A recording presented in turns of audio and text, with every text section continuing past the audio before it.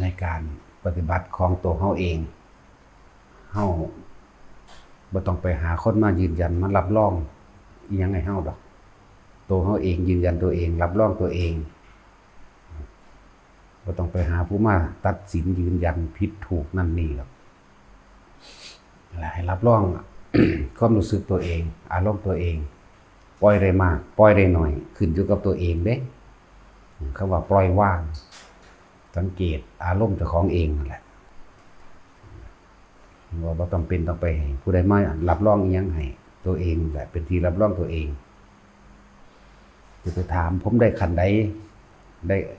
ด้คันนั้นได้คันนี้จังซี่จะไปถามเบิ่งความคิดเจ้าของสั่นลงบ่ในการปล่อยเรื่องจุกๆจิกๆเล็กๆน้อยๆค่อยสลัดออกไปเลยสลัดออกไปเลยแต่จิตมันมีกำลังคือสมาธิมันตั้งมั่นตั้งมั่นมากหน่อยเพียงใดมันก็สิคำว่าปล่อยว่างมันสิปล่อยเอาเองดอกการเวลา3 เดือน4 เดือน5 เดือนปีนึงจังซี่บัดนั้นก็ย้อนพิจารณาใครควรในตัวเองใครควรว่าตะกี้เฮาเป็นคนอารมณ์แบบใดอารมณ์ดีอารมณ์ร้ายแบบใดแล้วก็มาเทียบกับปัจจุบันบัดนี้ถ้าดีขึ้นคือเป็นคนบ่เรื่องมากเป็นคนบ่คอยนำเรื่องจุกๆจิกๆเรื่องนั้นเรื่องนี้เข้ามาคิดเป็นคนบ่คิดมากแล้วก็นั่นแหละตัวรับรองเจ้าของเองเบิ่งแรงกระทบต่างๆเบิ่งแรงกระทบคำสรรเสริญคำยกย่องยังดีใจยังติดอกติดใจหรือยังพอใจที่สิให้คนย่องเจ้าของอยู่ว่าแรงกระทบทางด่าแรงกระทบทางเขาตำหนิเขานินทาเขากล่าวตูต่างๆแล้วก็ย้อนเบิ่งตนเองแหละนั่นแหละเครื่องวัดตัวเองจิตที่ถูกโลกธรรมกระทบแล้วนั่นแหละคือเครื่องวัดสุขเฮากับท่านหรือยังทุกข์เฮากับท่านหรือยัง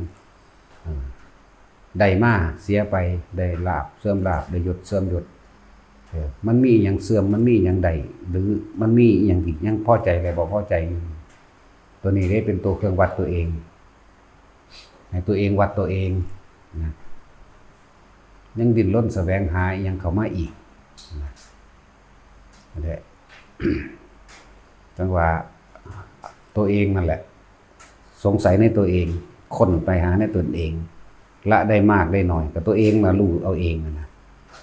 ยังสิดิ้นรนแสวงหาสิ่งใดอีกยังสิให้ผู้ใดมายืนยันรับรองอีกเฮาบ่ได้คือบ่ต้องให้ผู้ใดมายืนยันมารับรองอีหยังกับเฮาเลยทุกคนจำรู้ในตัวเองอารมณ์ความรู้สึกนั่นแหละเครื่องวัดตัวเองแต่บ่มีอารมณ์ความรู้สึกมีความพอใจเลยบ่พอใจเลยบ่มีเลยมีแต่รู้ท่านมีแต่รู้คำย่องก็แค่นั้นคำด่าก็แค่นั้นได้อีหยังมากกับเสียอีหยังไปก็บ่มีถ้าเฮาบ่ยึดก็บ่มีได้แล้วก็บ่มีเสียพร้อมถ้าเฮาบ่ยึดด่าก็บ่มีสรรเสริญก็บ่มีเฮาบ่ยึดนั่นแหละจังว่าเอาตัวนี้แหละเป็นตัววัดอารมณ์มันเกิดบ่ได้นะนั่นแหละพระอรหันต์เป็นจังซั่นแหละพระอรหันต์บ่มีอารมณ์ในความพอใจอะไรบ่พอใจบ่มีมันสิทันเบิดทุกอันนั่นแหละนี่เด้อเครื่องวัดตัวเองเด้นั่นแหละถ้าถึงขั้นนั้นแล้วบ่ต้องถึงเรื่องศีลมันเป็นปกติจิตคือบ่มีความคิดแต่ทำลายเบียดเบียนให้ผู้ใดเสียชีวิตทรัพย์สินคนบ่อยากได้มันก็บ่เบียดเบียนเท่านั้นเด้มันก็บ่ไปลักปล้นจี้ฆ่าก็บ่ไปตัวไปช่อฉนหรือไปมีเล่ห์เหลี่ยมเจ้าเล่ห์มันยาเพื่อหวังลาภยศสรรเสริญหวังให้คนย่องหวังให้คนเคารพศรัทธาเจ้าของเด้มันสิเป็นสังขารอุเปกขายานมันสิท่านไปเบิดล่ะคืออารมณ์ต่างๆมันหมดจากความของเกี่ยวแล้วบ่เกี่ยวของกับพอใจเลยบ่พอใจแล้วเหลือแต่ว่าอันใดควรอันใดบ่ควรเท่านั้นเองอันใดควรหรือบ่ควรส่วนคนทางโลกเขาสิตำหนินินทาเขาสิด่า เขาสิด้อยค่าหรือให้ค่ามันบ่ได้นำเข้ามาใส่ใจเด้อันใดที่มันมีในสิ่งที่ควรแก่สมณะสารูปของตนเองมันก็เฮ็ดไปตามภาษามันเด้แล้วคือการเว้าธรรมะแสดงธรรมะจังซี่มันบ่ได้ไปดิ้นรนขนขวายสิไปแสดงดอกแต่ว่ามันมีเหตุมีความเกี่ยวข้องอิหยังกันมันจึงได้แสดงมันบ่อยากไปเว้าให้ไผฟังดอกเพราะมันบ่ได้ต้องการชื่อเสียงบ่ได้ต้องการคนมาศรัทธามันสิสบายๆของมันอยู่ในตัวเองแหละมีหยังเฮ็ดก็เฮ็ดไปเฮ็ดเพียงแค่รอวันตายซื่อๆเด้โอ้ยสบายที่สุดได้อันผู้จังซั่น หิวร้อนหนาวก็มีเป็นปกติหิวก็หาให้กินร้อนก็เฮ็ดให้เย็นหนาวก็เฮ็ดให้อุ่นปวดหัวก็กินยาแก้ปวดถ้าบ่เซาปวดก็แค่รู้กับมันซื่อๆมันสิอยู่เหมือนกับว่ารอเวลาดุจดังว่ารอเวลาเลิกงานคือตายมันสิอยู่โล่งๆโปร่งๆของมันในหั่นแหละนั่นคืออารมณ์พระอรหันต์ศีลก็บ่มีศีลเลยมันบ่ได้ตั้งใจจงใจสิเจตนาในการรักษาอีกแล้วเพราะถ้ามันบ่มีความอยากแล้วมันบ่มีความโลภแล้วมันบ่ได้เฮ็ดอีหยังอีกเลยสบายมากนั่นแหละเวลาคือเพิ่นแสดงธรรมจังซี่มันก็แสดงไปแล้วแต่มันสิเป็นไปเด้เป็นปัจจุบันเบิดเด้ที่เขาเจ้าแสดงธรรมก็ดีบางที่คิดไว้ว่าสิแสดงเรื่องนี้จังซี่ลืมเบิดเอาเรื่องนี้ไปเว้าก็น่าคิดได้สำนั้นก็ลืมได้ทิ่มแล้วเด้พอตอนมาแสดงจริงๆไปอีกคนละแบบเลยก็มีจึงเรียกว่าอัจฉริยะใสคือเขาขอร้องให้หลวงพ่อเว้ามวลๆแน่ลดแรงกระทบแน่จังซี่อันนี้มันเป็นไปบ่ได้มันเป็นของมันเองนั่นแหละ มันเป็นของมันเองลักษณะนั้นเพื่อลดแรงกระทบเพื่อจะเฮาบ่ได้เฮ็ดนำไผเด้เรียกว่าล่ะคือบ่ได้เฮ็ดเอาใจไผว่าสิผู้ใดผู้หนึ่งเขามาศรัทธามานิยมชมชอบมันเมื่อมันบ่ได้สนใจกับว่าไผสิศรัทธาและบ่ศรัทธาแล้วมันก็บ่ได้สนใจในลาภยศสรรเสริญสักการะต่างๆมันบ่ได้สนใจหมู่นั้นเด้มันซื่อๆอยู่มันเกี่ยวมันได้แสดงก็แสดงไปหั่นแหละนะที่เขาบอกให้เว้าให้ทำเป็นตัวอย่างแล้วแต่ไผแต่มันโลดความจริงแล้วบ่มีไผสอนไผใดเพิ่นได้แต่เพียงแต่บอกแนะนำทางให้ซื่อๆคนที่สอนตัวเองละกิเลสตัวเองได้ก็คือตัวเองรับรองตัวเองปฏิบัติเอาเองนั่นแหละมันเป็นแบบนี้มันบ่เว้าเอาใจไผเป็นลักษณะนั่นแหละคือเขาเจ้าก็ผ่านอีหยังมามากเด้มันบ่แม่นแค่ว่าสิมานั่งเว้าเอาตั้งโตเป็นอาจารย์ตั้งโตเป็นผู้แสดงธรรมเด้เขาเจ้าผ่านอีหยังมามากผ่านก็คือผ่านคือบ่เก็บเอาอยากว่าคือยังเวลาเฮาเข้าสู่หมวดการปฏิบัติของเฮาเองบ่สนไผเอาอยู่ผู้เดียวนั่นแหละบ่สนไผเลยแล้วมันสิไปแค่ไผในเมื่อตอนปฏิบัติมันก็บ่ได้สนไผคำว่าแค่หรือบ่แค่นี่มันก็บ่แม่นว่าเฮ็ดให้ผู้ใดเสียชีวิตและทรัพย์สินได้ล่ะคือมันสิทิ่มออกมันบ่ได้สนใจคำเว้าไผดอกแล้วมันก็บ่ได้เฮ็ดให้ไผเสียหายพร้อมนะ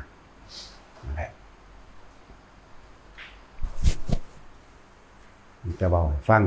คือจังเฮาไปปฏิบัติจังซี่5 ปี6 ปีจังซี่อยู่ผู้เดียวบ่ได้สนใจการอยู่การกินบ่ได้สนใจการรับการนอนหยังมันมุ่งแต่สิส่งชาติหรืออยู่ลมหายใจนั่นแหละมันมุ่งแต่สิรักษาความคิดเจ้าของบ่ให้มันแล่นออกจากกายเท่านั้นเองมันสิจ่อ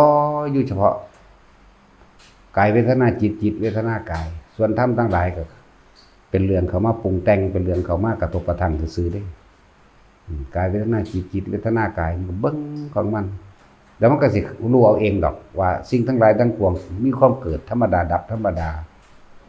คำว่าอันบุคคลไม่ควรเข้าไปยึดมั่นถือมันตอนนั้นมันบ่ว่าดอกมันบ่ยึดเองแต่ว่าล่ะมันว่างของมันแปลเอง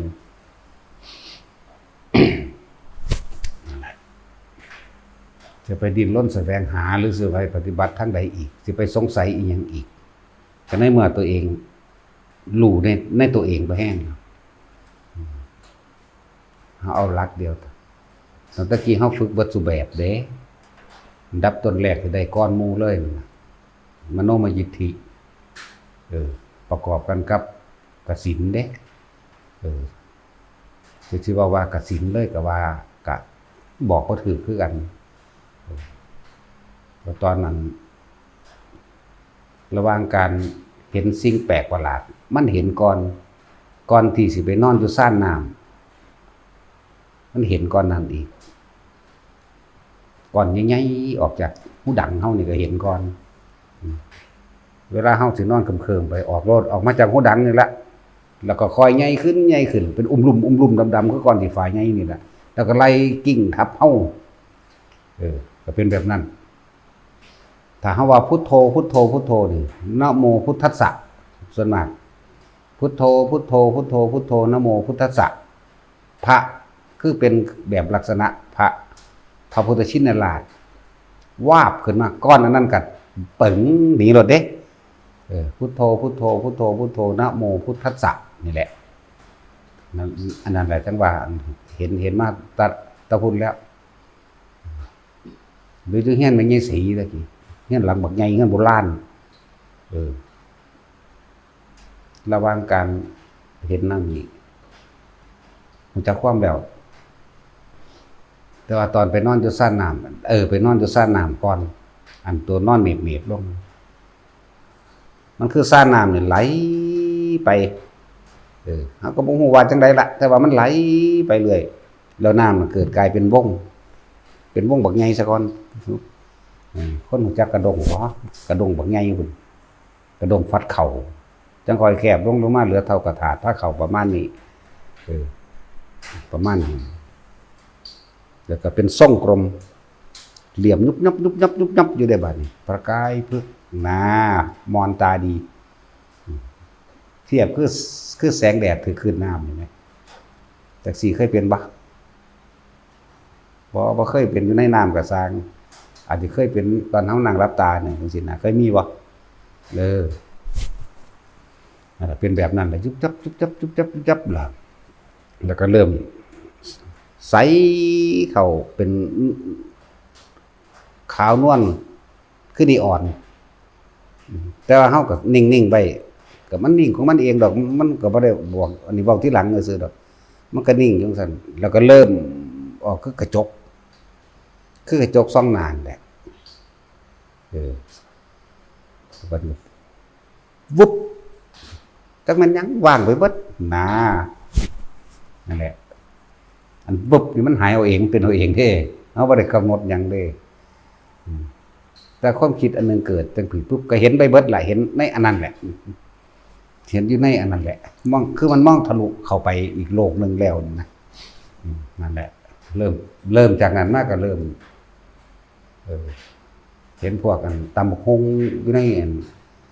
ในของครัวบ้านทรงไทยบักใหญ่มันสิเป็น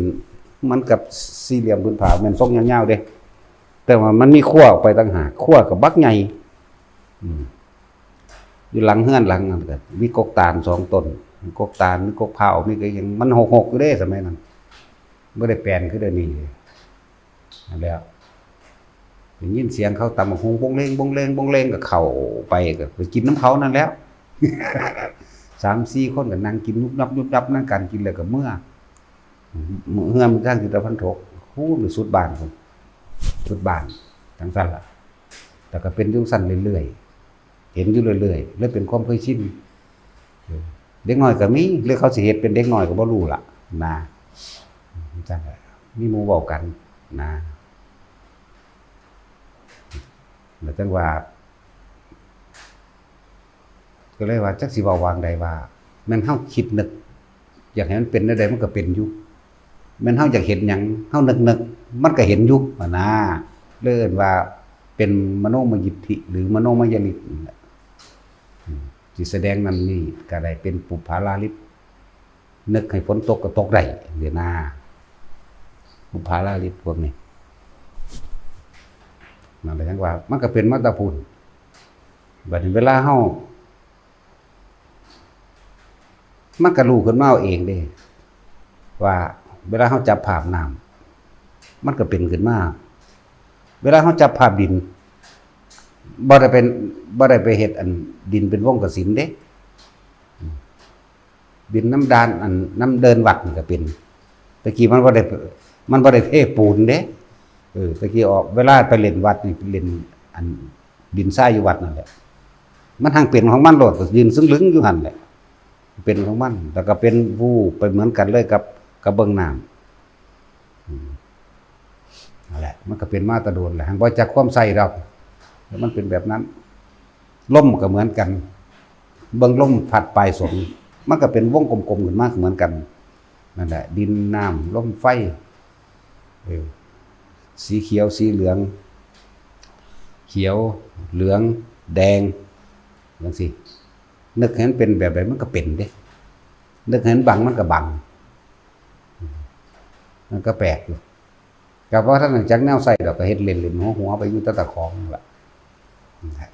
ก็เลยว่าตะกี้เฮาก็ออกไปทางนั้น ออกไปทางเห็นนั่นเห็นนี่หลายอันหลายแบบจังว่าถ้าสิว่าฝึกมาแต่ยามใดก็มันบ่ได้ฝึกมันเป็นของมันเลย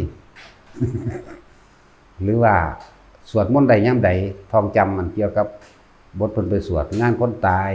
บทสัพพิยถาบทตั้งมงคลตั้งหยังว่านี่ก็มันก็แค่จำทีเดียวมันก็ได้ไหมเขาเจ้าทำวัดยามมื้อแลงสิครับฟังไปมันก็จำได้ก็เอาไปว่าอยู่ผู้เดียวล่ะว่ากูก็กักไปตามภาษาแต่ว่าก็จำได้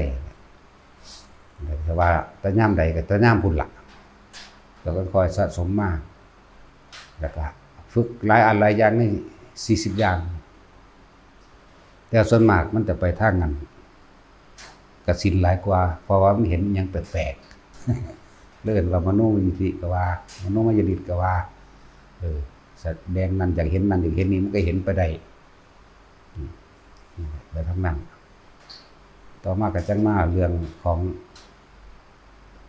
อนุสติ10ก็เข้าใจดีแล้วก็ที่ดอกเริ่มหลังๆมาจังมาเริ่มไล่เกี่ยวกับอสุภกรรมฐานศพตายไหมศพตายมีเลือดศพตายขึ้นอืดศพตายมีหนอนศพเป็นท่อนใหญ่ศพเป็นท่อนน้อยศพก็เลือกะจนถึงว่าศพเหลือแต่กระดูกหรือกระดูกเป็นท่อนๆอันจังมาเฮ็ดที่หลังดอกอันนี้เพิ่นใหญ่แล้วล่ะอันนี้เด้อจังมาไล่เอาเกสาโลมานาคาทันตาใบโตเนี่ยมาไล่ไปไล่มาไปก็ร่วมบึบคือเก่าเป็นแบบเก่าก็ร่วมอยู่พร้อมนั่นแหละอันตัวพุทธานุสติจังมาไล่ระลึกนึกถึงบุญคุณของพระพุทธเจ้าที่หลังนั้นคำว่าพุทธานุสติบ่แม่นคิดแต่ว่าอิติปิโสภควาเด้อยากว่าล่ะไล่ในอาการวัตตาสวดความเป็นมาของความสำเร็จของความเป็นพระพุทธเจ้าน่ะก็เพิ่นบำเพ็ญอันนั้นแน่อันนี้แน่ก็ไล่ไปสมัยครั้งแรกพุทธเจ้าของเฮานี่บำเพ็ญมาแต่ไหนศาสตร์ใดน้ออันนั้นนี่ก็ไล่ไปจนถึงสำเร็จก็ว่าแม่นสาวเดียวเด้ไล่ตะกุกตะกักไปซะก่อนคำว่าไล่คือระลึกถึงความเสียสละของเพิ่นนั่นนะมันบ่แม่นแค่ว่าระลึกแค่พระเจ้า10ชาติเองที่พวกเฮาแค่ฮู้นี่เด้ปรารถนาครั้งแรกของเพิ่นปรารถนาเนาะเลยโอ้จังโหเป็นนางวิสุทธิดาเป็นน้องของพระเจ้าองค์นึงพระปุราณทีปังกโรสัมมาสัมพุทธเจ้าถึงเพิ่นมีความปรารถนาลึกๆในใจสมัยสั้นนั้นเกิดเป็นผู้หญิงเนี่ยมันก็รู้ไปของมันเด้นั่นแหละจังว่าได้ผ่านมาระลึกอยู่นาไปเรื่อยพุทธองค์บอกว่าอยากปัดโพธิญาณผู้ข้าปรารถนาสำเร็จบ่บอกความปรารถนามันปรารถนาได้อยู่แต่เป็นการดีกันว่าแต่ว่าเธอเพิ่งระลึกว่าความที่สำเร็จไปได้เธอต้องเป็นผู้ชายซะก่อนนี่นะมันก็รู้ของมันไปอันนี้หั่นแหละก็สิเอามาเว้าอยู่นี่ เกิดตอนนั้นเป็นผู้ชายเฮ็ดจังได๋สิได้เป็นผู้ชายต้องมีจิตใจแน่ๆและมั่นคงบ่หวั่นไหวกับเรื่องของเพศแน่ให้ถือศีล8ตลอดชีวิตจังซี่นะนั่นแหละแล้วก็เพิ่นก็ทำบุญทำทานเกี่ยวกับพระพุทธเจ้าองค์นี้กับภิกษุแสนหนึ่ง7 มื้อตลอด7 มื้อนั่นแหละจนมีภิกษุณีเพิ่นก็ไปบวชเป็นภิกษุณีเด้ได้ว่าล่ะพระโคดมเฮานี่เด้ก็นั้นว่าเริ่มต้นนั่นเรียกว่าปรารถนาลึกๆในใจบ่ทันได้ทำนายหยังเด้นี่นั่นแหละก็เริ่มต้นมาหลังจากนั้นตามอธิษฐานบารมีของเพิ่นเองอธิษฐานบารมีบ่แม่นขอเด้เฮ็ดเอาเองตั้งใจมุ่งมั่นสู่จุดหมายในความปรารถนาความปรารถนาอันสูงสุดก็คือพระโพธิญาณสัพพัญญุตญาณแต่ว่าในปัจจุบันณขณะนั้นคือต้องการกระทำตนเองให้เป็นผู้ชายได้ซะก่อนเพิ่นก็เฮ็ดรักษาศีล8มาตลอดผู้ใดมาจีบก็สร้างไผสิยกให้ไผก็สร้างเพิ่นบ่เอาถ้าสิให้เอาหัวจังซี่คือกัดลิ้นตายเด้อกูเข้าใจว่าล่ะก็เลยตอนสุดท้ายต้องไปบวชเป็นภิกษุณีนั่นเองบวชเป็นภิกษุณีตั้งใจมุ่งมั่นสู่จุดหมายหลังจากนั้นก็เกิดเป็นผู้ชายตายจากภิกษุณีนั่นแหละก็เกิดเป็นผู้ชายหลังจากเกิดเป็นผู้ชายแล้วบ่เคยกลายเป็นหญิงอีกจักเทื่ออย่างว่านี่คำว่าผู้หญิงนี่บ่เคยมีกลับมาอีกเลยนั่นแหละเขาเจ้าเทศตามที่เขาเจ้ามุ่งมั่นสู่จุดหมายที่ปรารถนาได้แน่วแน่มาเลยนั่นแหละตลอดเวลาถึง20กับ20อสงไขยแสนกับนั่นบ่เคยเป็นผู้หญิงเลยบ่เคยเป็นกระเทยพร้อมเพศเต็มตลอดคือเป็นผู้ชายเต็มมาตลอดนั่นแหละแต่คณะนั้นก็มีผิดมีถูกเป็นธรรมดาบ่ได้มีขั้นต้นเรื่องขั้นต้นขั้นกลางจึงออกปากขั้นสุดท้ายหมายถึง4อสงไขยแสนกับนี้จึงได้รับพุทธธรรมนายดินี่หมายถึงเฮาระลึกนึกถึงคำว่าพุทธคุณเรียกว่าล่ะพุทธานุสติระลึกมาเรื่อยเกิดความลึกซึ้งเกิดความเห็นคุณค่าของพระพุทธเจ้าเกิดความเห็นคุณค่าอันนี้คือหมายถึงอนุสติ10ที่ระลึกเด้แต่ว่านี่ว่าขณะระลึกกันในพุทธานุสติเนี่ยมันก็พอแห้งเลยหาประมาณบ่ได้สิบรรยายเรื่องคุณของเพิ่นนึงบรรยายบ่จบบรรยายเท่าใดก็บ่สะใจเจ้าของคือมันบ่ถึงใจนะนี่เรียกว่าระลึกถึงพุทธคุณบ่แม่นแต่ว่าพระพุทธเจ้าเป็นผู้ตรัสรู้ด้วยพระองค์เองเป็นครูของเทวดาและมนุษย์ทั้งหลายบ่แม่นซ้ำนี้เด้มันประมาณบ่ได้เลยอันนี้ระลึกไปนั่นแหละก็จะได้เป็นพระพุทธเจ้านั่นแหละก็สิได้นำความรู้ตามความเป็นจริงออกมาแสดงเลยมันพอแห้งนั่นนะบางศาสตร์ยังละเป็นเกิดเป็นกระแตสังสีหน้าพากันไปเลยตกน้ำตายเมียตกน้ำก็เอาหางน้อยๆหางกระแตกระรอกนะเอาหางจุ่มน้ำทะเลหรอวิดน้ำทะเลสิให้มันแห้งนี่คือไงนั่นแหละความเพียรคนหนึ่งเพราะจะได้นั่งอันนี้แหละขึ้นมานะเมียเป็นนั้นพอเกิดพระอินทร์ก็เห็นใจก็เลยไปสุบชีวิตนั้นขึ้นมาให้จริงๆนะโอ้โหมันปานนี้เลยนะมันมีพวกเข้าสิคิดพ่ออยู่เอาสิว่าขนาดเข้าเป็นคนเอากับคุกตักได้เนี่ยเอาคิดว่ามันสิแห้งอยู่บ่ตักน้ำทะเลสระน้ำทะเลให้มันแห้งเพื่อเอาบุคคลนั้นเป็นที่รักขึ้นมานั่นแหละความรักนั่นแหละเป็นทั้งสั้นบางศาสตร์ก็เกิดกลายเป็นกินนอนกินนารีคือผู้หญิงกินนอนคือผู้ชายนั่นแล้วบักห่ายักษ์ใหญ่นั่นเอาธนูมายิงเห็นเขาเจ้ากำลังขับเสผ้าร้องเพลงจีบเกี่ยวกันอยู่เขาจะมีความสุขเนาะโผมยังไงกษัตริย์องค์นี้มาเห็นแล้วอิจฉาเขา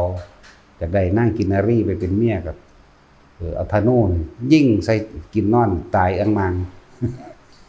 บัดทีดีก็เพิ่นนี่ก็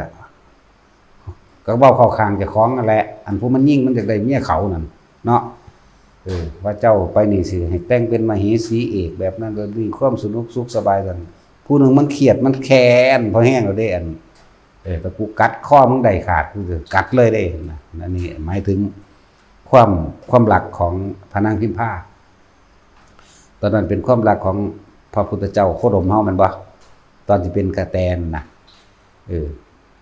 เอาหางสิไปวิดน้ำทะเลมันแห้งเพื่อสิงุ้มเอาเมียไหมเฮ็ดได้อยู่ว่าล่ะมันเป็นเฮาหูหาเอาไม้แมงกูเด้เนาะตาสิน เอาไม้พระเจ้าตาสินเอาแล้วเนาะ แต่มีอยู่ผู้หนึ่งอยู่กูยังเอาซ้อนกัน4-5คนอยู่เนาะตาสินเฮาโอ้ยบ่เนาะน้ำดอกคนนั่นบ่มีสมองคนบ่รอ คนบ่รอถ้ารอคือข่อยนี่คืออยู่เอาซ้อนกันแมงที่ได้เก็ดละ8นี่พูดถึงความหลักตอนสมัยเพิ่นเกิดเป็นกระแตกระรอกกระแตพวกเขามีความคิดว่าสิสระน้ำทะเลออกได้อยู่บ่สระน้ำทะเลแห้งแล้วสิไปงุ้มเอาเมียนี่แหมโว้ยหาเอาไม้แมงบ่ได้กูนี่ มันบ่อึดแหมเนาะ นี่คือความหลักเข้าใจว่านี่คือคนเข้าถึงคำว่าความรู้สึกแห่งความหลักจิตวิญญาณในความหลักคือมันจะตายก็คอยตายน้ำกันพ้นออกจากทุกข์ไปนิพพานก็ให้มันไปน้ำกันนี่แหมทำทุกอย่างได้เพื่อบุคคลนั้นผิดหลักบ่จักพัดภาคนะแหละปฏิมาศาสตร์ที่อันพระพุทธเจ้าเฮาโคดมอันตายบัดนี้เห็นบ่เขายิ่งหัวเพิ่นธนูปักอยู่ในหน้าอกส่วนกษัตริย์อันนั้นเกี่ยวพระราชสีเอาอยู่ว่าซั่นโอ้ยเขาบอกบัดนี้ไปคุมบังคับเขาสิกัดลิ้นตายที่นั่นเห็นบ่ล่ะนี่คือแต่ว่าคำลำพึงลำพันมันหลายกว่านั้นอยู่เด้ที่เป็นกาบเป็นกรเป็นโค้งฉันอหยังต่างๆนะถ้าบ่ได้สามีคือเพียงคนผู้นี้แม้นสิได้ผัวเป็นพระอินทร์แม้นสิได้ผัวเป็นพระพรหมมีฤทธิ์เดชมหาศาลเพียงใดผู้ข้าก็บ่ต้องการแต่บุคคลผู้นี้แต่เพียงผู้เดียวคนหนึ่งเมื่อเปรียบเหมือนว่าเป็นดวงใจเดียวกันเป็นหัวใจเดียวกันถ้าคนผู้นี้บ่ฟื้นเฮ็ดจังได๋ก็สร้างฉันต้องกัดลิ้นตนเองตายแน่นอนว่าน่ะกอดผัวให้ห้องนั่นน่ะอยากไปอินอีกแล้วพระอินทร์เกิดความเมตตาสงสารอ้าวนะเลยว่ามาสุบชีวิตให้ขึ้นนั่นแหละ นี่คือข้าเจ้าถึงตรงนั้นนะพูดถึงนี่ระวังผู้ชายกับแบบผู้หญิงล้วนแล้วแต่เป็นเดรัจฉานเด้นี่จากวันนี้เดรัจฉานเด้น่ะกินอะไรกินนอนก็เลยบ่ทันได้แม่นคนเด้กระแตกับเดรัจฉานนี่คือกันบางภาษาธรรมดาเขาง่างธนูขึ้นสิยิงใส่เมียเพิ่นเนาะแล่นลัดตัดเอาลูกธนูจนได้นี่อันนึงเห็นว่าล่ะนั่นแหละเขาบ่อยากให้คนที่เขาหักเจ็บปวดหรือลำบากแม้แต่เสี้ยวเดียวนิดเดียวก็บ่ให้เป็นแล้วเพิ่นจึงบำเพ็ญมาเรื่อยเลยจึงมาเห็นโทษแต่สิ่งเหล่านี้แต่ว่าเฮ็ดจังได๋สิพาบุคคลอันเป็นที่รักข้ามความเวียนว่ายตายเกิดไปด้วยกันข้ามฝั่งไปด้วยกันขึ้นสู่ธรรมนาวาไปสู่พระป่านิพพานนั่นเองนะนี่เขาเจ้ามั่นคงแบบนี้แบบว่าล่ะก็เลยว่ากามคุณก็ว่ากามคุณก็ว่าแต่ว่าก็ใส่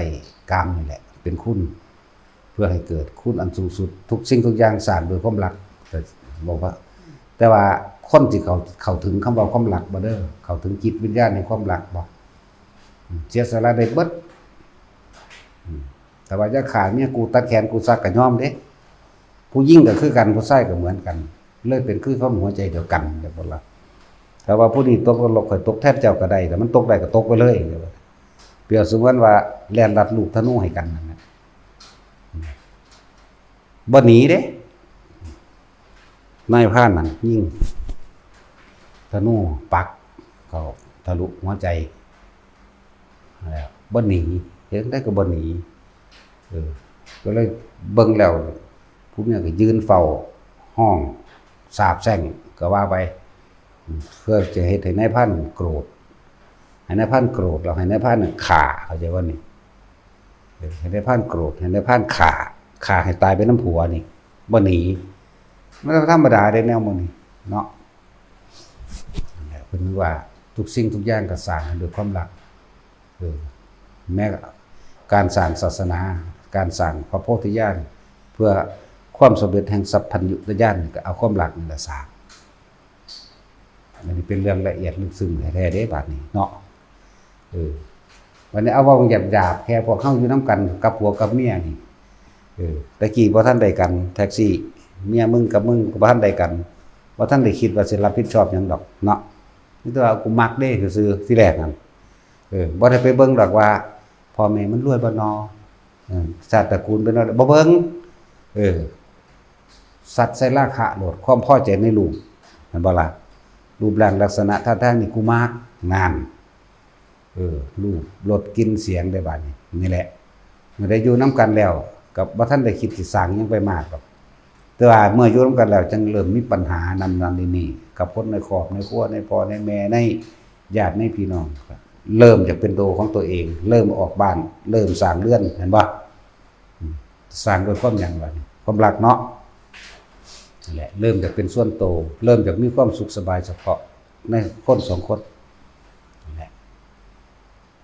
คนเฮาสร้างบ้านสร้างเรือนซื้อให้ซื้อหน้าซื้อรถซื้อหยังต่างๆก็รวมแล้วแต่ว่ามาเป็นเครื่องบำรุงบังเรอรูปรสกลิ่นเสียงอารมณ์ใคร่นั่นบ่ล่ะคือว่าคนบ่มีเมียคนบ่มีผัวนี่ซั่นมันจะเฮ็ดหยังปานใดเด้บ่ดิ้นรนหาเด้เนาะเห็นบ่นั่นแหละเปรียบเทียบให้ฟังหลายๆอย่างกว่าพระพุทธเจ้าเฮาสิสร้างสิได้นำธรรมะคือความจริงพุทธะด้วยความปรารถนาในใจแล้วก็ทำตัวเองไปแต่ว่าในคำว่าสัมมาสัมพุทธเจ้าก็ต้องอาศัยคนเริ่มจากคน2คนก่อนแม่นบ่ล่ะคน2คนก็คือนางพิมพากับพระสิทธัตถะเฮานี่แหละเริ่มจากตัวนี้นะพอเริ่มแล้วก็เริ่มเพื่อเพิ่นเข้าใจเข้าถึงจิตวิญญาณแห่งความรักนั่นเองเฮ็ดจังใดสิพาคนที่รักนี่ข้ามพ้นทุกข์ไปด้วยกันเลยแบบบ่ต้องกลับมาทุกข์อีกนี่แหละก็เลยต้องเอาตัวนี้แหละเป็นตัวดึงผู้นั้นดึงผู้นี้เข้ามาสิว่าสิสำเร็จเนาะ40อสงไขยมาเด้รู้จักบ่ล่ะ20อสงไขยแรกน่ะปรารถนาในใจซื่อๆเด้มา20อันที่2จะเป็นอุปปารมีเด้จักบ่ล่ะแล้วจังมาออกปากได้บัดนี้ออกปากผู้ใดถามว่าเจ้าเฮ็ดไปเพื่อหยังเจ้าคือเฮ็ดน้ำข้นคักแท้น่ะโอ้ข้อยปรารถนาจะเป็นพระพุทธเจ้าองค์หนึ่งในภายภาคหน้าจังออกปากนะพุ่นละจนถึงว่าได้รับพุทธธรรมนายนะครับมันบรรยายความเสียสละของสองพระองค์นี่ยากขนาดมันยากบัดนี้พวกเข้ามาถึงเวลานี่แค่อยู่ในแค่หู้ดังแค่ลมหายใจนี่ยังว่าจะของยากอยู่เนาะแม่นบ่แค่มีสติระลึกรู้ทำความรู้สึกตัวอยู่เพียงแค่ลมหายใจทำความรู้สึกอยู่ในกายแห่งตนเองกายเวทนาจิตลมหายใจคือกายในกายอยู่แล้วเวทนาในเวทนาคืออุเบกขานั่นแหละที่เฮาเอามันมาทำความรู้สึกอยู่กลางหน้าผากเฮาเองดีว่าอุณาโลมจิตเป็นตัวรู้หยังก็รู้ลมหายใจแน่นี่แหละก็รู้ความรู้สึกในกายนั่นแหละกายเวทนาจิตเวทนากายตั้งมั่นแล้วสิวันไหวหรือบ่วันไหวจากกัดโลกธรรมทั้งหลายนี่ก็ขึ้นอยู่กับตนเองมันคือเฮามาคิดเบิ่งแล้วเฮาเอาเปรียบเพิ่นเนาะเปรียบเทียบกันบ่ได้หรอกว่าซ้ำหมู่นี่เทียบบ่ได้กับสิ่งที่เพิ่นเสียสละชีวิตบัดนี้เฮายืนอยู่นี่เฮาเลี้ยวขึ้นไปถึงท้องฟ้าเด้อบ่มีเครื่องบดบังอยู่ในวงแห่งสายตาเฮาเองเพิ่นบริจาคดวงตาก็มากมายดุจดังว่าคือยิ่งกว่าดวงดาวบนท้องฟ้านี่เข้าใจบ่ล่ะให้ชีวิตเป็นทานก็มากกว่าดวงดาวบนท้องฟ้าอีกให้อวัยวะต่างๆเป็นทานอีกแล้วก็สละชีวิตเพื่อผู้อื่นได้นี่มากยิ่งกว่าเลือด ที่สาระออกไปนั่นน่ะมากยิ่งกว่าแม่น้ำในทะเลทั้งสี่แต่ว่าทั้งสี่นี่บ่แม่นทะเลอ่าวไทยบ่แม่นปิโตหยังอีปิเรเนียมโรเนียมหยังบ่แม่นอันนั้นเด้จักบ่ล่ะน้ำในโลกนี่ทั้งเบิดมีเท่าใดน้ำในโลกมันมีอยู่3ส่วนของดินอยู่แล้วแม่นบ่โลกนั้นก็เหมือนกันโลกรอบๆก็เหมือนกันนั่นแหละอมอนโคยานทวีปโลกทางทิศตะวันออกเฉียงเหนือนิดๆแต่บ่ล่ะมันปุเพเวเทหะก็ว่าไปนั่นแหละ ธรรมดาบ่มันหลายขนาดนั้นเด้ให้ชีวิตเป็นท่านขนาดประมาณบ่ได้กันเนาะนั่นเลยจังว่านี่คือบุญคุณอันที่เฮาระลึกมาแล้วมันลึกซึ้งมันเกินบรรยายนะบ่แม่นมาคิดเอาหน่อยๆเด้ระลึกไปมื้อใดก็บ่จบบ่สิ้นบ่แล้วเป็นแล้วก็สิใส่คำหรือว่าสิใส่คำเว้าเพื่อให้เหมาะสมกับพระองค์มันก็บ่สะใจอย่างว่ามันบ่ถึงใจนะเรียกว่าพุทธานุสติที่เว้ามานี่ถ้าผู้ใดมีความละเอียดละออในการว่าเพิ่นเสียสละแบบใดก็ศึกษาได้อาการวัตตาสูตรนั่นแหละอาการวัตความเป็นมาแห่งความสำเร็จของบุคคลผู้บำเพ็ญสัมมาสัมโพธิญาณนั่นแหละเบิ่งเอาอ่านเบิ่งในหันแหละแต่ละหัวข้อตัวละหัวข้อนั่นมันแตกกระจายออกหลายเด้อาการวัตตาสูตรภาษาลีบุตรเพิ่นได้เป็นผู้ถามจากว่านี่ถามความเป็นมาว่าบำเพ็ญเพียรบารมีมาแบบใดภาษาลีบุตรได้ถามพุทธเจ้าเป็นผู้ตอบก็เลยมาย่นย่อเป็นหัวข้อเฮาความจริงมันใหญ่กว่านั้นเด้มันบันทึกบ่เบิดก็เลยย่อแต่อิติโสภควานั่นแหละนี่จักก็ล่ะไปอ่านเบิ่งเอาว่าเขาก็ทองอยู่ตัวมื้อนี้ก็เลยเนาะแม่นที่บ่ทองมื้อนี้บ่แต่สินจะบ่ได้มาทองเนาะจึงยกมือหยังฟังอยู่ติที่สัตว์ให้แน่รัตสินนี่แหละผู้อื่นบ่ตอบมันซั่นแล้วมันจะเลื่อนว่าการระลึกถึงพุทธคุณบ่แม่นระลึกแค่ในศาสตร์นี้ศาสตร์เดียวบ่แม่นระลึกแค่ว่าเป็นครูเทวดาและมนุษย์ทั้งหลายบ่แม่นแค่นั้นแค่บ่ล่ะนี่ก็ระลึกถึงคำว่าพุทธคุณในอาการวัตตาสูตรทั้งเบิดนั่นแหละคิดเห็นแล้วมันลึกซึ้งเกินบรรยายนะการระลึกถึงพระธรรมที่แรกเขาก็เริ่มต้นโดยโพธิปักขิยธรรม37อย่างนั่นแหละมีสติปัฏฐาน4สมปัฏฐาน4อิทธิบาท4อินทรีย์5พละ5โพธิ7มรรค8แหลกละเอียดเบิดแล้วแหลกละเอียดเขาจะว่าแหลกละเอียดบ่ของบ่ค่ายอย่างจังๆในหันแม้การกระทำพร้อมนี่นะนั่นแหละสั้นๆและการระลึกถึงคุณของพระสงฆ์บัดมาที่แรกพระพุทธเจ้าเป็นผู้รู้ผู้ตื่นผู้เบิกบานหรือเป็นผู้รู้ความจริงบัดนี้เรียกว่าพุทธธรรมนำความจริงของหลายแก่ของหมู่สัตว์โลกสิ่งใดที่พระองค์บรรลุบ่มีเลยนำความจริงมาบอกมาสอนมาแนะให้กับหมู่สัตว์โลกทั้งหลายเรียกว่าพุทธธรรมพุทธเรียกว่าพุทธธรรมแล้วจังมาสงฆ์ถ้ามีแต่พระพุทธเจ้าบ่มีสงฆ์สาวกเป็นผู้สืบทอดคำสั่งสอนมามักกับคำว่าพระพุทธเจ้านี่เกิดขึ้นบ่ได้จักบ่ล่ะแต่ต้องให้ว่าต้องเป็นปัจเจกพุทธะแค่นั้นเองนะก็เลยว่าพุทธธรรมสงฆ์นี่แยกกันบ่ออกแยกกันบ่ได้เด้สิว่าพระพุทธเจ้าเด่นแล้วพุทธเจ้าก็เด่นก็เด่นไปก็เป็นปัจเจกไปถ้าเกิดว่าบ่มีผู้ใดนำธรรมะคำสอนเพิ่นออกมาแสดงมันบ่ล่ะที่เพิ่นว่าพระรัตนตรัยเป็นแก้วอันประเสริฐยังก็ว่าไปเพิ่นเทียบแล้วพุทธธรรมสงฆ์นั่นแหละเป็นที่พึ่งของพวกเฮาพุทธะคือพระพุทธเจ้าคือรู้ธรรมคือความจริงสงฆ์คือเจ้าของเองจักบ่ล่ะสร้างพุทธธรรมเข้ามาในตนเองเลยเป็นพุทธธรรมสงฆ์ก็คือตัวเฮาเองให้มันได้ให้ได้แล้วพวกเฮาบ่ได้บำเพ็ญอิหยังยากคือเพิ่นดอกแค่อยู่ในหูดังเลยบ่ได้ยากปานนั้นพวกเฮานี่คือเหมือนกับคนอมเข้าไว้บ่ทันได้กลืนลงซื่อๆเด้เห็นบ่ล่ะมันสั่นแหละ เพิ่นจักอีหยัง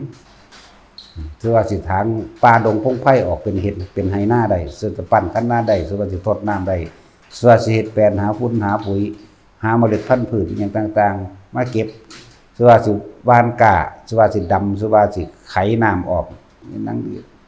ใส่ฝุ่นใส่ปุ๋ยเก็บเกี่ยวเป็นหมากมาแล้วเอาไปตีไปตำเป็นในขก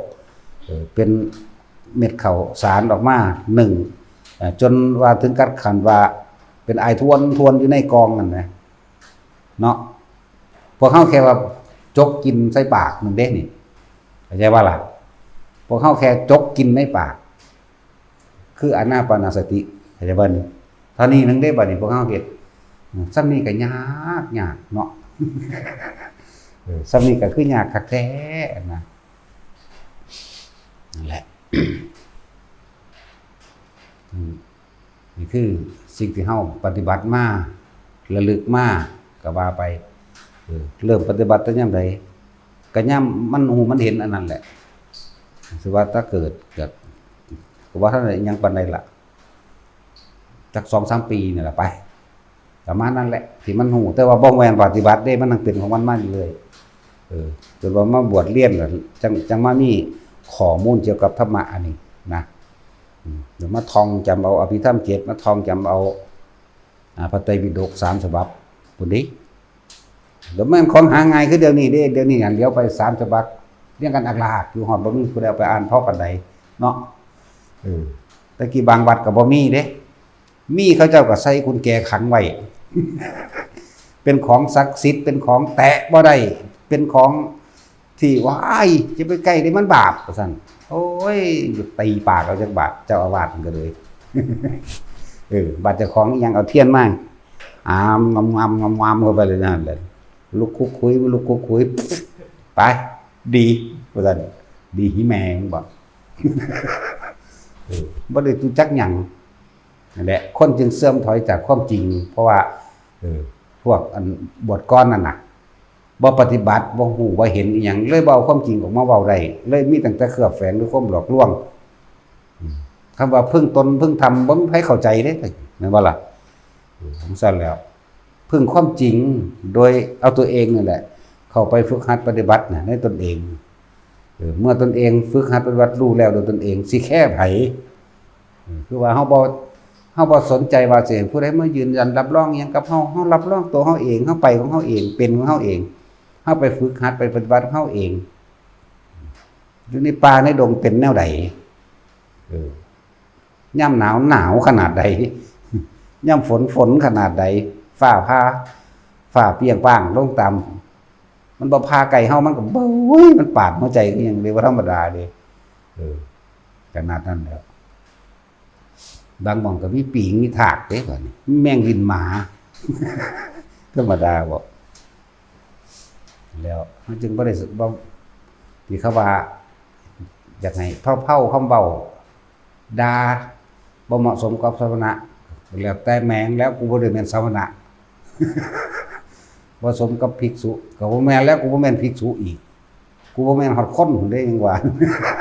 กูได้เป็นหยังนี่แหละแต่กูสิว่าก็ได้บาดไปหันเลยเด้ว่าสิยอมเผากับไผเด้มึงบ่มักมึงก็จะฟังตัวกูบ่ได้บอกมึงฟังแหมเนาะแล้วซั่นแล้วโอ้ยบ่ม่วนเอ้ามึงก็ไปฟังได้สเตท Southern Upswing ม่วนอันนั้นไปฟังกันแหมเนาะแต่จังว่ามันเป็นอัจฉริยะใสของไผของมันแล้วแต่มันสิเป็นดอกมันสิมาคุ้มให้เฮาสิเฮากับคือจังเฮาโดยศรัทธาเฮาก็ศรัทธาด้วยตัวเฮาเองโดยปฏิบัติเฮาก็เอาตัวเองเข้าไปแลกมาไปแห้งเลยโดยทำจริงหรือปลอมก็สร้างเฮาก็ยืนยันตัดสินตนเองนะบ่ล่ะประสบการณ์ของเฮาเองสอนเฮาเองนี่แหละบ่แม่นบ่ฟังไผฟังอยู่หังบ่เฮ็ดนำ แล้วแต่มันสิเป็นไปในปัจจุบันขณะใช่บ่ล่ะนี่ นั่นแหละจังว่าให้เข้าใจบ่เข้าใจก็สร้างแมงดอกว่ามันแม่นกูแม่เนาะ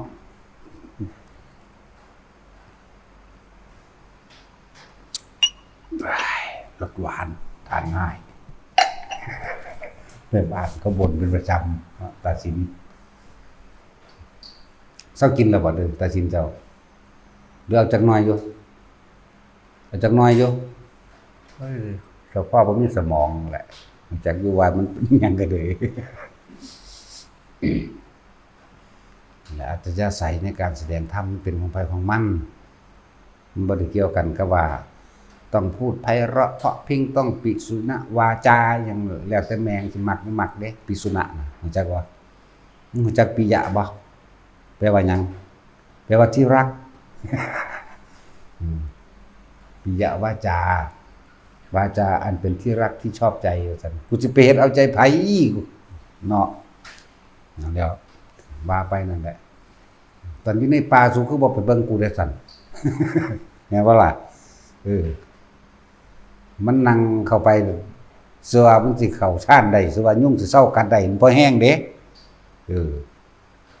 ยุงกัดเต็มโตอยู่เด้ปล่อยเลยแต่มันเข้าไปออกมาก็บ่มีดอก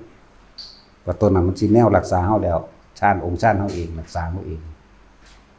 พอแห้งแล้วไปฝึกเฮ็ดบ่ทุแนวแหละฮอดดักมุดน้ำพุ่นล่ะจับไว้นี่จับมันเอามันบ่มีแนวจับบ่ต้องหาแนวไปตอกเอาเองเด้ตอกปุกๆเพราะมันหมดบ่ได้หมดเลิกดอกก็ว่าวิทย์มาจากศอกนึงจากหัวเฮานี่ทดลองเบิ่งก็เดี๋ยวกุ้งตอดเอาอยู่สิธรรมดาวะที่แรกว่าท่านได้เอาหมดตรงเด้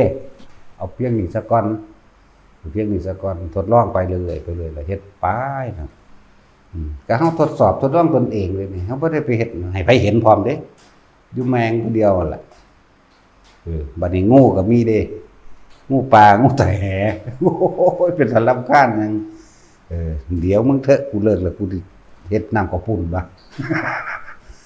นั่นแล้วปลาซิ่วพวกปลาต่างๆก็มาเด้นั่นแหละก็เฮารู้ด้วยตัวของเฮาเอาเองเฮาก็เว้าไปตามที่เฮาเป็นตัวเนาะนั่นแหละตอนนั้นสู้เขาบ่ไปเบิ่งกูเนาะจังซี่แล้วสิมาลัดเอาแต่ว่าเอาตอนนี้บ่มาลัดเอาแต่ว่าอันให้เป็นหนึ่งเขากินเองโอ้ยหน้ากูก็บ่อื้อมีหลายทงคือหยังกูถิ่มมาเบิดแล้วอยากว่าล่ะถ้าแน่กินไปให้ไปดำหน้ากินเองพะนะคนมีบุญบ่ดำกินนี่ก็ได้บ่อึดพวกหามาให้กินเนาะจังซี่กูแม่นคนบาปคือสูเด้เก็บใจขนาดนี้เนาะจังซี่บอกเลยเนาะกูบ่ได้แม่นคนบาปคือสูเด้กูบ่ได้หากินได้บาทนี่มีแต่คนหามาให้กูกินจังซั่นแล้วตะกี้มันก็ตั้งขอวัด13ไว้เนาะบ่ล่ะเอาเบิด13ขอแม้กระทั่งว่าหลังบ่แตะพื้นพุ่นเด้หังบ่ได้โดนดอกประมาณ3เดือนนี่แหละบ่นอนเลยจักว่าถือบ่นอนเลยนั่นน่ะโอ้ยมันเอาเข้าคักมันเอาผ้าอาบน้ำผูกกับของตะกกไม้ไว้คือบ่เห็นหลังแต่พื้นแต่ว่าหงายกูเดิงจักว่ามันนอกเอาเองเด้หงายกูเดิงมันก็หลับคือเก่านั่นแหละก็ว่าหลังว่าแต่พื้นจักก็ล่ะเฮ็ดมาสุบันสุแนวแล้วเด้ก็เฮ็ดตามพระธรรมเฮ็ดตามพระวินัยเบิดนั่นแหละมาตะกี้ก็เลยเฮ็ดตลอดเฮ็ดทุกอย่างนั่นแหละทดสอบทดลองเบิดทุกอย่างเวลาเฮาอ่านนี่เฮาก็เถียงไปนำอยู่ดอกที่แรกเถียงทั้งเถียงแต่ของเอง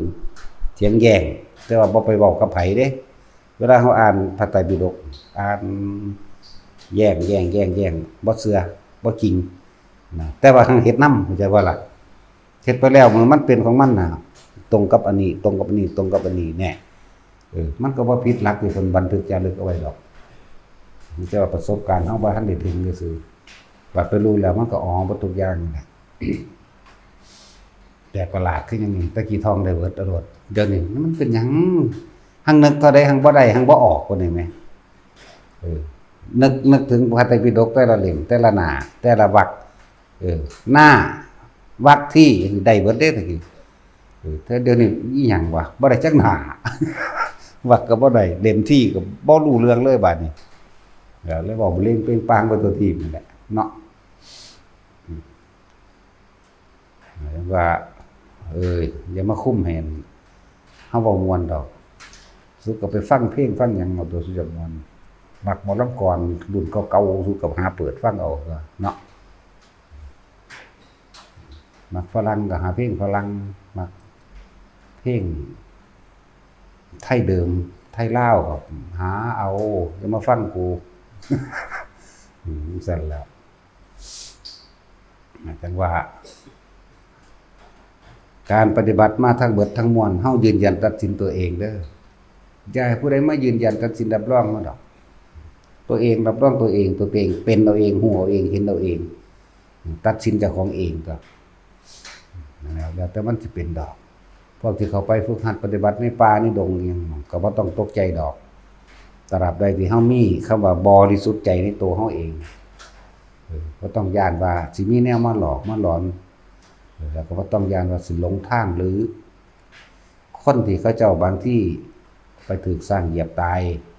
ไปถูกเสือกัดหรือถูกผีฆ่าตายจังซี่เพราะเขาเจ้าบ่บริสุทธิ์เด้แต่บ่ล่ะแล้วเฮาก็เห็นอยู่เด้ฮู้จักว่ามันยังก็เหลือแต่กระดูกกับบาดสะนำนั่นล่ะคันรวบเขาก็หาฟืนมาก็เผาล่ะบ่ได้สวดหยังดอกอันใดพอใส่ได้ก็เอาจักบ่ล่ะก็บังสกุลเอาเลยนะบ่เห็นว่ามันนำมาเอาเลยล่ะเนาะกระปุกละบางอย่างมันก็ดีอยู่ดีมันเป็นกระปุกเล็กคนเด้เนาะหายากกระดอนเอามาใส่ล่ะป่าที่มีคนขอต่อก็เอาให้ไปเลยนะบักสกุลเอาตัวของในป่าหลายแบบมันคนก็ตายในถ้ำที่เฮาเห็น4องค์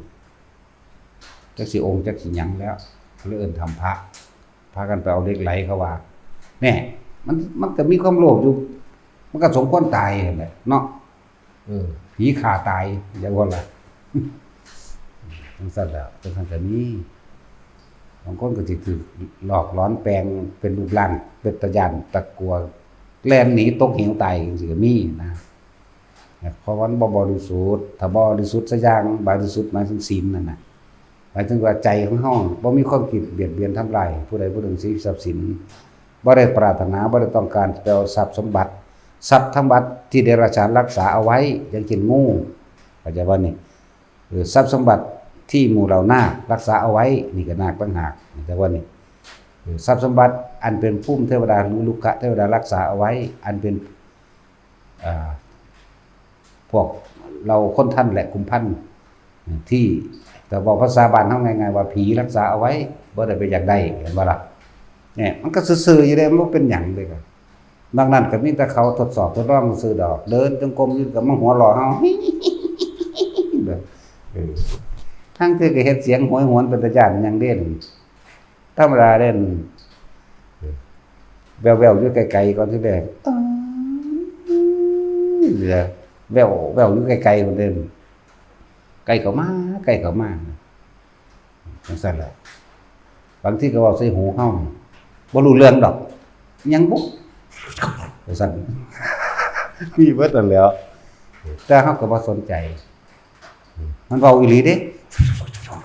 ว่าเด้จังซี่อีหลีเด้อนั่นแหละบางทีก็คือจังสะบัดถุงยางผู้ใดเคยวางปุ๋ยถุงยางควักๆนะเด้อนะบางทีก็มีบางทีก็ปิ้วบัดนึงเนี่ยกายดังเข้าไปก็มีนั่นแหละหลายอย่างแต่คนบ่เคยพอหรือประสบการณ์บ่ทันได้ก็บ่ทันถึงเสียคือบ่เฮ็ดจังซั่นคือบ่เฮ็ดจังซี่เด้โอ้ยมึงรู้จักประสบการณ์ปัจจุบันบ่มันบ่ได้ตั้งค่าเด้มันประสบพบขึ้นในขณะนั้นโลดนั่นบ่ล่ะจังซี่แล้วจังเฮาเดินจงกรมเนี่ยคือจักขนาดตัวเองเนี่ยหลายเทื่ออยู่เด้ย่างเข้ามาเอามือแตะกันได้เลยนี่แต่ของเองนั่นแหละย่างเข้ามาบัดนี้ก็หัวเริ่มเปื่อยหนังหัวนี่เปื่อยออกคือจังคนหลอกหนังเข้าใจบ่นี่ก็ยืนเบิ่งหันอยู่แล้วบ่ไปใส่ได้ยืนเบิ่งอยู่นั่นแหละแต่ตอนนี้เริ่มจับลมเดินฮู้จักลมแล้วจักบ่ตอนนี้เข้าใจหลักการใส่ลมแล้วตอนนั้นบ่ทันได้เข้าใจปานใดมีแต่สู้กันเลย เฉพาะเรื่องฤทธิ์เรื่องเดชสู้กันเลยเด้ตะกี้พูดแล้วไปเที่ยวเมืองบาดาลธรรมดาบอกเขานั่นอยู่ปากถ้ำ2คนเขานั่นล่ะเขาบอกให้เฮาหนีให้ออกไปบอกไปว่าสู้กันโลดสู้กับกูเด้ธรรมดาบอกสู้เขาได้เด้มันก็แปลงเป็นงูใหญ่มากบุบมากกับตีนนี่เหยียบอีกตัวนึงกำข้อไว้จับฟาดเวียงหนีทั้งสั้นแหละสู้กันเลยได้ดันแต่ปล่อยแผ่ผู้ยิ่งคือเขาหุ่นลงเข้าไปดั้งมันคือมีลำธารน้ำอยู่ในถ้ำนั่นแหละลำธารน้ำน้อยๆเย็นอย่างพอดีผู้ยิ่งกันกับมันคือจังมันถ่าเขาเนี่ยแหละแล้วก็ถ่ายิ้มถามว่าจังสันจังสี่กูกระดูกกำนมหมดแล้วกูธรรมดามันงามก็ยังเด็กคนก็งามยังก็งามโอ้ยจับหมดแล้วบ่ฮู้แผนเขาที่ฝุ่นมันมาทั้งหลังคุณฟาดปัวเขาทั้งหลังเลยธรรมดาว่าอันพวก2ตัวนั่นแหละมาทั้งหลังแพ้บางนี้จะก็นี่แหละแพ้ใครแพ้แค่ราคาว่าเอาได้ก็เอาแมงก็แล้วแต่ยังบ่ยอมได้นั่นครั้งที่1แต่ก็แพ้แต่ว่ามีผู้ซอยอยู่เด้อีพอจิบัวเป็นบัวเด้อซอยหลวงตาบัวนั่นแหละหยิบข้อขึ้นมานี่ขึ้นมาเลยบึบขึ้นมาหลังเข้าใจว่านี่ยังซั่นเงือกซะเลยแม่งกูสิเมื่อใดบ่น้อบาดนี้น้อว่า5 ปี10 ปีลืมบ่น้อบาดนี้น้อว่าเอาต้องเอาให้ได้นะมันแล้วจังซั่นแหละก็สิเว้าเรื่องมโนมยิทธิเต็มกำลังมันยางออกเลยเด้สิบอกให้เด้อมันยางออกอันนี้เข้าใจบ่นี่เฮานั่งมันยางออกฝึกให้มันเป็นโอ้ยบ่ต้องฝึกดอกเซาเอาลมหายใจโลดมัน30กว่าปีแล้วได้เฮ็ดของพวกนี้มานี่บ่แม่นหาแต่สิมาเว้าเอาฝึกซ้ำนี่เด้มันก็ย่างออกโลดเด้นั่นน่ะเวลาอยากไปไสมันก็ปล่อยไปเลยเด้อยากไปไสนึกไปเมื่อไหร่มันปุ๊บไปหังหันโลดเด้เดี๋ยวไปอีกไปสู่อีกธรรมดาบ่นี่สิไปกลุ่มเอาอีนั่นอีกอยู่คนละแบบดอกก็ถึงฟ้ามือแล้วก็ลองไปแบบบ่มีอันนี้มันก็เข้าไปธรรมดาแหละไปเห็นก็มีหมู่พวกเพื่อนฝูงเฮ้ๆฮ่าๆกันเป็นธรรมดาเดี๋ยวบัดนี้แล้วก็เอานั่นอันนี้มาให้แต่สิเว้าว่าเครื่องของบูชาหรือเครื่องระลึกของเขาแทนดอกไม้คือเฮาเอาดอกไม้มาไหว้พระหรือคือเฮามีของฝากเจ้านายเก่าจังซี่แหมกะลูกแก้วบ่มีหยังลูกแก้วกับลูกแก้วตาแมวน้ำอันขนมมันแหละบ่วิเศษอีหยังดอกเด้อผู้ใดว่ามันวิเศษลูกแก้วพญานาคพญาเนกมันขี้หูดากบ่อึดดอกอยู่อันมุกดาหารอยู่ตลาดโลกกินมุกดาหารเจ้าสิเอาเท่าใดสั่งแม่เนาะบ่อึดอันพวกเขาขี้ตัวว่าลูกแก้วอัญเชิญมาจากพุ่นจากพี่อุ้ยอัญเชิญมาจากมุกดาหารหลายโพดเจ้าใหญ่บันไดเจ้าสีใดสิเอาหยังไว้ได้หั่นได้ทั้งนั้นนะลูกแก้วธรรมดามีหยังดอกก็บอกฟังซื่อดอกว่าสิคุยแล้วคนบ่เห็นน้ำก็ตัวได้ง่ายล่ะเนาะตาสินตัวคนบ่เห็นน้ำตัวง่ายแท้เด้นั่นแหละที่ชื่อพูดถึงว่าตะกี้เฮาบ่ได้อยู่กับตัวเองเฮาบ่มีสติอยู่ในกายบ่อยู่ในหลักแห่งสติปัฏฐาน4หรือว่าก็หลงมานานด้วยกันไปเที่ยวคือจังไปหาขี่กิเลสมันก็ขี่เด้มานินบางกรนะมานินบางกรกับสุขสาครนั่นน่ะก็แบบนั้นอีหลีเด้มานินบางกรผู้ใดฮู้จักปากคอกันเก็บมันก็เป็นแบบนั้นแผงหลังหรืออีหยังมันก็เป็นแบบนั้นแหละเป็นลักษณะว่าขอบเกล็ดของมานินบางกรนั่นน่ะออกอมแดงเด้นั่นแหละขี่สิก็มีนะขี่ไปหั่นแหละคือว่าป้าหิมาพานนั่นนี่ก็มีตะกี้มันบ่ได้อยู่ในตัวเองมันสนุกสนานเพลิดเพลินอยู่เที่ยวเล่นอยู่จังซั่นบ่ทันได้เข้าใจหลักสติปัฏฐาน4ปานใด รู้สึกว่ามันบ่มีรสชาติจังว่าล่ะแต่ไปแนวนี้มันมีรสชาติเด้โอ้ยมันเด้ไปสู้กับยักษ์มังหันมังนีจังซี่เอาจนชนะบ่ได้จังยอมจังเศร้าจังว่าล่ะนั่นแหละมันเป็นบ้าจังว่าล่ะย่างกูบ้าว่ากูดีโอ้ยเก่งจังซั่นโอ้ยว่าเด้นั่นแหละนี่แหละที่ว่าโอ้ยย่างกูบ้ากันว่ากูดีแล้วสูพุ่นนะว่าย่างกูดีกันว่ากูบ้าว่ากูบ่ม่วนอีกมาสิแม่มึงนี่จังซี่แล้วโอ้ยคนเคารพนับถือแท้ๆเด้แต่เว้าเรื่องจังซี่เนาะโอ้ยมึงบ่จักว่าแต่ย่างกูเป็นบ้าก็ว่ากูดีเห็นบ่บานคือว่ามันผ่านมาหลายอย่างแล้วบ่แม่นแค่นั้นมันหลายระลอกหลายตอนเป็นช่วงๆแนววันนี้เป็นช่วงตั้งแต่บ่ได้ฝึกอีหยังมันก็เห็นอยู่แต่เป็นเน้นว่าเป็นเน้นเป็นผีหลอกเขากับผีหลอกเจ้าของแน่หลวงพ่อเซ่หลวงพ่อเซ่หลวงพ่อเทียงหลวงพ่อเซ่หลวงพ่อเทียงแล้วก็หลวงพ่อน้อยตะกี้หลวงพ่อเซ่เป็นบ้าของขังเด้ว่าแต่หลวงปู่ไปนั่งอยู่หม้องใดเขาจ้อไปไกลๆเลยแต่ไปเอาข้าวหมากว่าดีเพิ่นเผลอไปแล้วใดบ่เผลอไปอันนี้หลวงพ่อเทียงกันไปเอาข้าวหมากค่ายไว้งั้นแบบนี้หลวงปู่ก็ดีเข้าไปทั้งในกุฏแล้วทั้งนี่โอ้ผมได้ของดีเด่นว่ามาลองมันกับผมเด้แล้วก็ยังเอาอีหลีบอกเดี๋ยวผมลายคาถาก่อนว่าดิลองคาถาไหนจังซั่นแล้วอันพวกของเฮาเฮ็ดเล่นตอนนั้นของเอางามวงแห่งๆพุๆเข้าใจว่ามาตีกันนั่นน่ะเพิ่นก็เบิ่งโอ้น้อยๆเจ้าสอนข่อยเด้อจังซั่นแล้วเฮาก็เฮ็ดตัวเพิ่นเนาะโอ้ว่าเขาฮู้บ่เป็นอีหยังเด้ว่าเด้ก็มันก็หลวงพ่อเทียงที่มันนำหลวงพ่อเทียงก็เอาไม้ไผ่2ป่องนั่นแหมมาดๆนั่นแหมเอาเลยนี่ของขึ้นแล้วปัวซื้อสักแง่งๆเขาโอ้ยตายแล้วบาดเลยว่าแล่นไปเอาผ่าดิพวกใดจุ่มน้ำปั้นแล้วก็ถูเอากันตัววันนี้เป่าเอาพอแห้งตัวสวยขึ้นมาไม่ก็คุณบอกผมตีเองเนาะก็ว่าขังก็สั่นนั่นแล้วสั่นแล้วมันมีบัดได้สั่นปันก็ไปสอนคาถากันผีเพิ่นตัวเรียกว่าล่ะสอนคาถากันผีให้หลวงพ่อเซ่นี่แหละแต่ว่าทางกุฏิ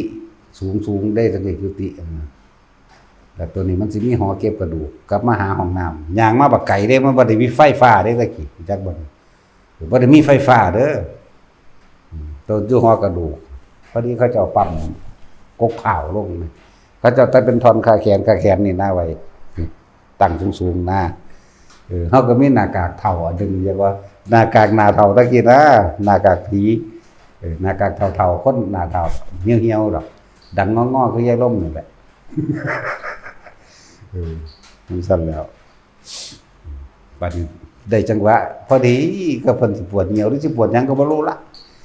เห็นแต่เสียงเกิดเพิ่นตัดมาแย่งไฟกลมกุมุกว่าเด้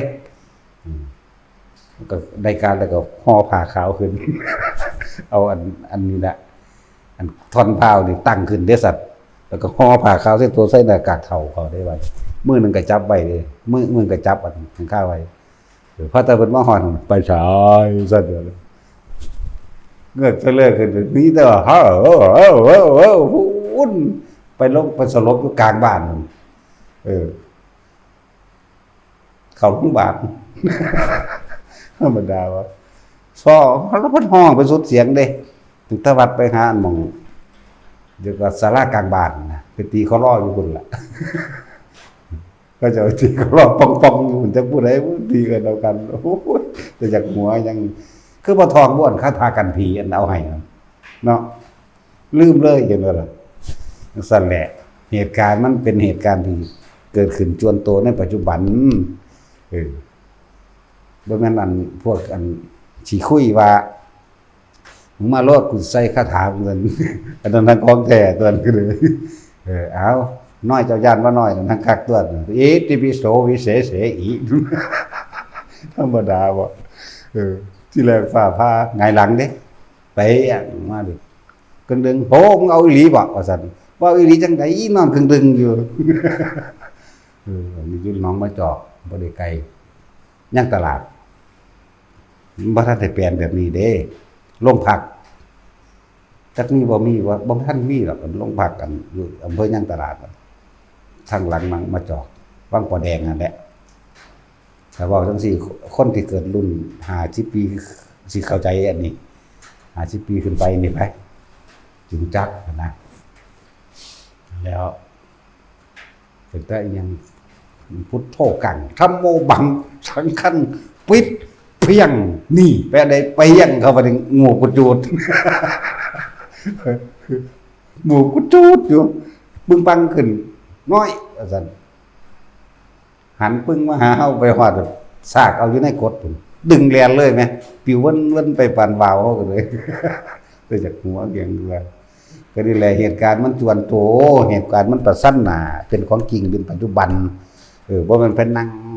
ว่าสิถ้ามึงมาโลดถือคาถากูจังซั่นจังซี่มันตั้งตัวบ่ทันดอกของพวกนี้แล้วนี่เอิ้นว่าธรรมะปัจจุบันพวกนี้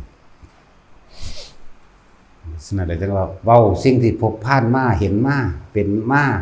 รู้เห็นมาต่างๆตอนนั้นมันมีผู้ใดมารู้นำเฮานะยิ่งโสตายนั่นคักแล้วโสแล้วโสอีกอยู่หั่นแล้วธรรมดาลงไปนั่งหน้าผาผู้ใดเห็นผาเสวยเขตร้อยตอนในระหว่างอำเภอผู้พานกับอำเภอสมเด็จนั่นแหมบางหันในบางหันเขาตอนนี้เขาสิเฮ็ดหม่องท่องเที่ยวไว้ปั๊มปั้นอันรูปไดโนเสาร์ไว้นะตอนนี้แต่เฮาบ่เคยไปอีกดอกเดี๋ยวนี้แต่ว่าคิดว่าคือสิเห็นอยู่เดี๋ยวนี้สิเว้าเดี๋ยวนี้ก็ดีพูนนี่อยู่มุมพุ่นเด้อถ้าแม่นผู้ใดอยู่ฝั่งที่ฝั่งถนนนี่พูนมุมที่เฮาอยู่มันมุมเลี้ยวข้ามหมู่บ้านนั้นไปอีกหมู่บ้านอยู่ในลุบนั่นพุ่นละอยู่พุ่นเด้อเดี๋ยวลงมามัน200เมตรแต่บ่มองกันนะขนาดนั้นเด้มึงเป็นแม่มึงยังมึงเบิ่งสิเก่งซำใดกับกูนี่ตัวบัดลงไปนั่ง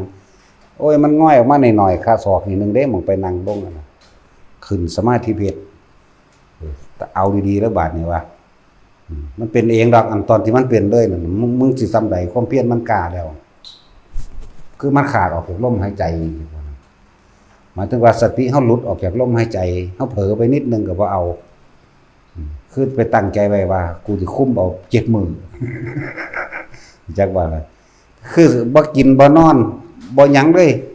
สิให้มันได้กับลมหายใจอยู่ตลอดเลยคือบ่ให้มันขาดออกภายใน7มื้อเห็นว่าเพิ่นว่าผู้ใดเจริญอานาปานสติบรรลุอรหันต์ได้ภายใน7มื้อว่าซั่นเขาจะว่าเนาะย่างกลาง7เดือนว่าซั่นย่างซ่า7ปีว่าซั่นเบิ่งกุยเอา7มื้อว่าซั่นนำเอาอยู่หั่นแล้วอ้าวโอ้ยบ่ทันพอชั่วโมงดอกเขาเดี๋ยวเผลอไปคิดเรื่องนั้นแล้วกลับมานิสัยเก่ามันชินจักบ่ล่ะเทวดามามันไปทั้งเทวดาแล้วหุ่นมันไปนำงามๆเหรอทางเดียวกับหุ่นไปหาแอบเบิ่งเขาอาบน้ำอยู่สระอนุดาตมีแต่ผู้งามเด้อบ่ได้อืดหืดเอเฮคือพวกเดียวดีเด้บ่มีดอกหน้าท้องตัวงอมอยู่บ่มีคือจุกน้ำจากน้ำบ่มีดอกหน้าท้องเอเฮหรือบ่มีแต่ผู้งามๆแบนเรียบนั่นแหละถ้าว่าไปได้นี่มันจะมั่นโลดเด้นั่นแหละครับคิดได้ครับมาลมหายใจบ้างครับมาลมหายใจบ้างเอาธรรมดาแต่ว่าก้อนหน้านั้นก้อนที่ได้ตัวนี้หมายถึงว่าก้อนที่จับจุดอารมณ์หรือทำความรู้สึกตัวบ่ค่าหรอกถึกหลวงปู่มั่นตีก่อนเด้อย่าว่าล่ะมันมีแต่ออกท่องเที่ยวนั้นมันบ่มีความรู้สึกตัวมีแต่ออกท่องเที่ยวก็นอน เอออันนี้คือกะว่าอยู่ใน7มื้อนั่นแหละนี่ก็อีกจังหวะหนึ่งเด้นี่บ่แม่นต่อเนื่องกันแต่อีกจังหวะหนึ่งในในปีหนึ่งก็สิมารู้เรื่องตัวนี้ได้นะมันนอนเป็นหมูเป็นหมาอยู่นี่กันว่าบ่รู้สึกตัวอีหยังเลยเป็นหมูขึ้นเคียงให้เขาซับข้ออิหยังเพิ่นเว้าไปของเพิ่นไปแล้วเปี้ยเขากกหูนี่ล่ะยาวฮอดนี่เปี้ยเขายามมาเช้าเอาแหวนมาแย่งเบิ่งแหมมันบ่แม่นฝันมันบ่แม่นนิมิตมันบ่แม่นหยังนะมันคือเป็นไปได้นะแต่ว่าก่อนหน้านั้นก็มีผู้เตือนคือเพิ่นขี่รถบักใหญ่เหยียบคอมึงได้กิ่งออกเลยเด้นอนก็บ่แม่นนอนหงายดึงเด้คืออยู่ใน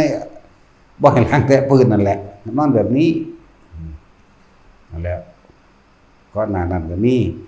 มึงมานอนตายเป็นหมานี่เหยียบคอมึงเลยขี่รถล้อเดียวบักใหญ่เลยอันหลวงพ่ออันก็เลยกิ่งก็ดึงออกบ่นอนแล้วอันเอาอีกเริ่มใหม่คือเพราะฉะนั้นแหละนี่พูดถึงว่าเฮาเฮ็ดอยู่ผู้เดียวเฮาเองนะไผไปเห็นนำแนวจังซั่น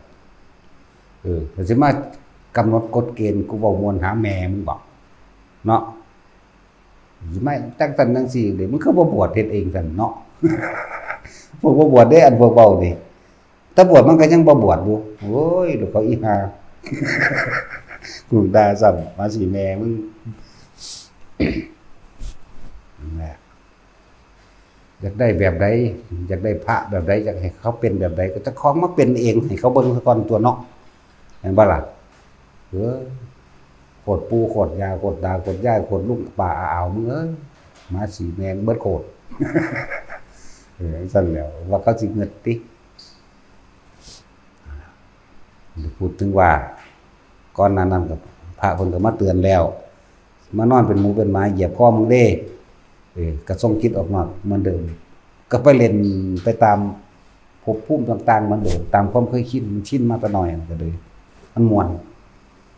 ไปหาเบิ่งนั่นหาเบิ่งนี่สร้างน้ำพายน้ำตัวน้อยซ้ำแม่งข้ามนิดนึงเด้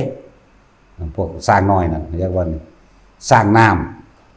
ำซ้ำคือแม่งข้ามซ้ำแม่งข้ามแต่ว่าสร้างอีหลีเด้ตัวเป็นๆก็มีแต่เฮาก็มือสอนถึงมาเบิ่งอยู่แล้วก็ปล่อยลงไปคือป่านิ่มๆคือป่ามีง่าเรียกว่าจังซี่ก็มีแล้วเห็นอยู่ใหญ่ขึ้นมาอีกจักหน่อยก็มีสำโองมังกรนี่ก็มียืนอยู่ตามกลางแต่ว่าสร้างน้ำแท้ในน้ำแบบปลาจังซี่ก็มีอยู่แล้วว่าฟังซื่อๆดอกว่า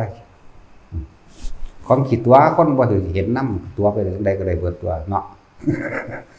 เป็นบ่จังซี่ตัวใดตัวถามว่าเห็นบ่บ่มีบ่ได้เห็นน้ำมั้ยนั่นแหละแนวนี้ก็มีแต่ว่ามาจับบัดใดก็ถูกหลวงปู่มันฟาดดูอิงดิ่งเลยบัดนี้จนกว่าสิเข้าใจคำว่ารู้สึกตัวความแสบมันมีอยู่ตลอดเลยใน 7-8 มื้อจังบัดจนกว่าสิคำว่ารู้สึกตัวบ่รู้สึกตัวมานอนเป็นหมูเป็นหมาบ่รู้สึกตัวมันเป็นจังได๋กว่าสิเข้าใจคำว่าหลักสติปัฏฐาน4มันพอแห้งอยู่เด้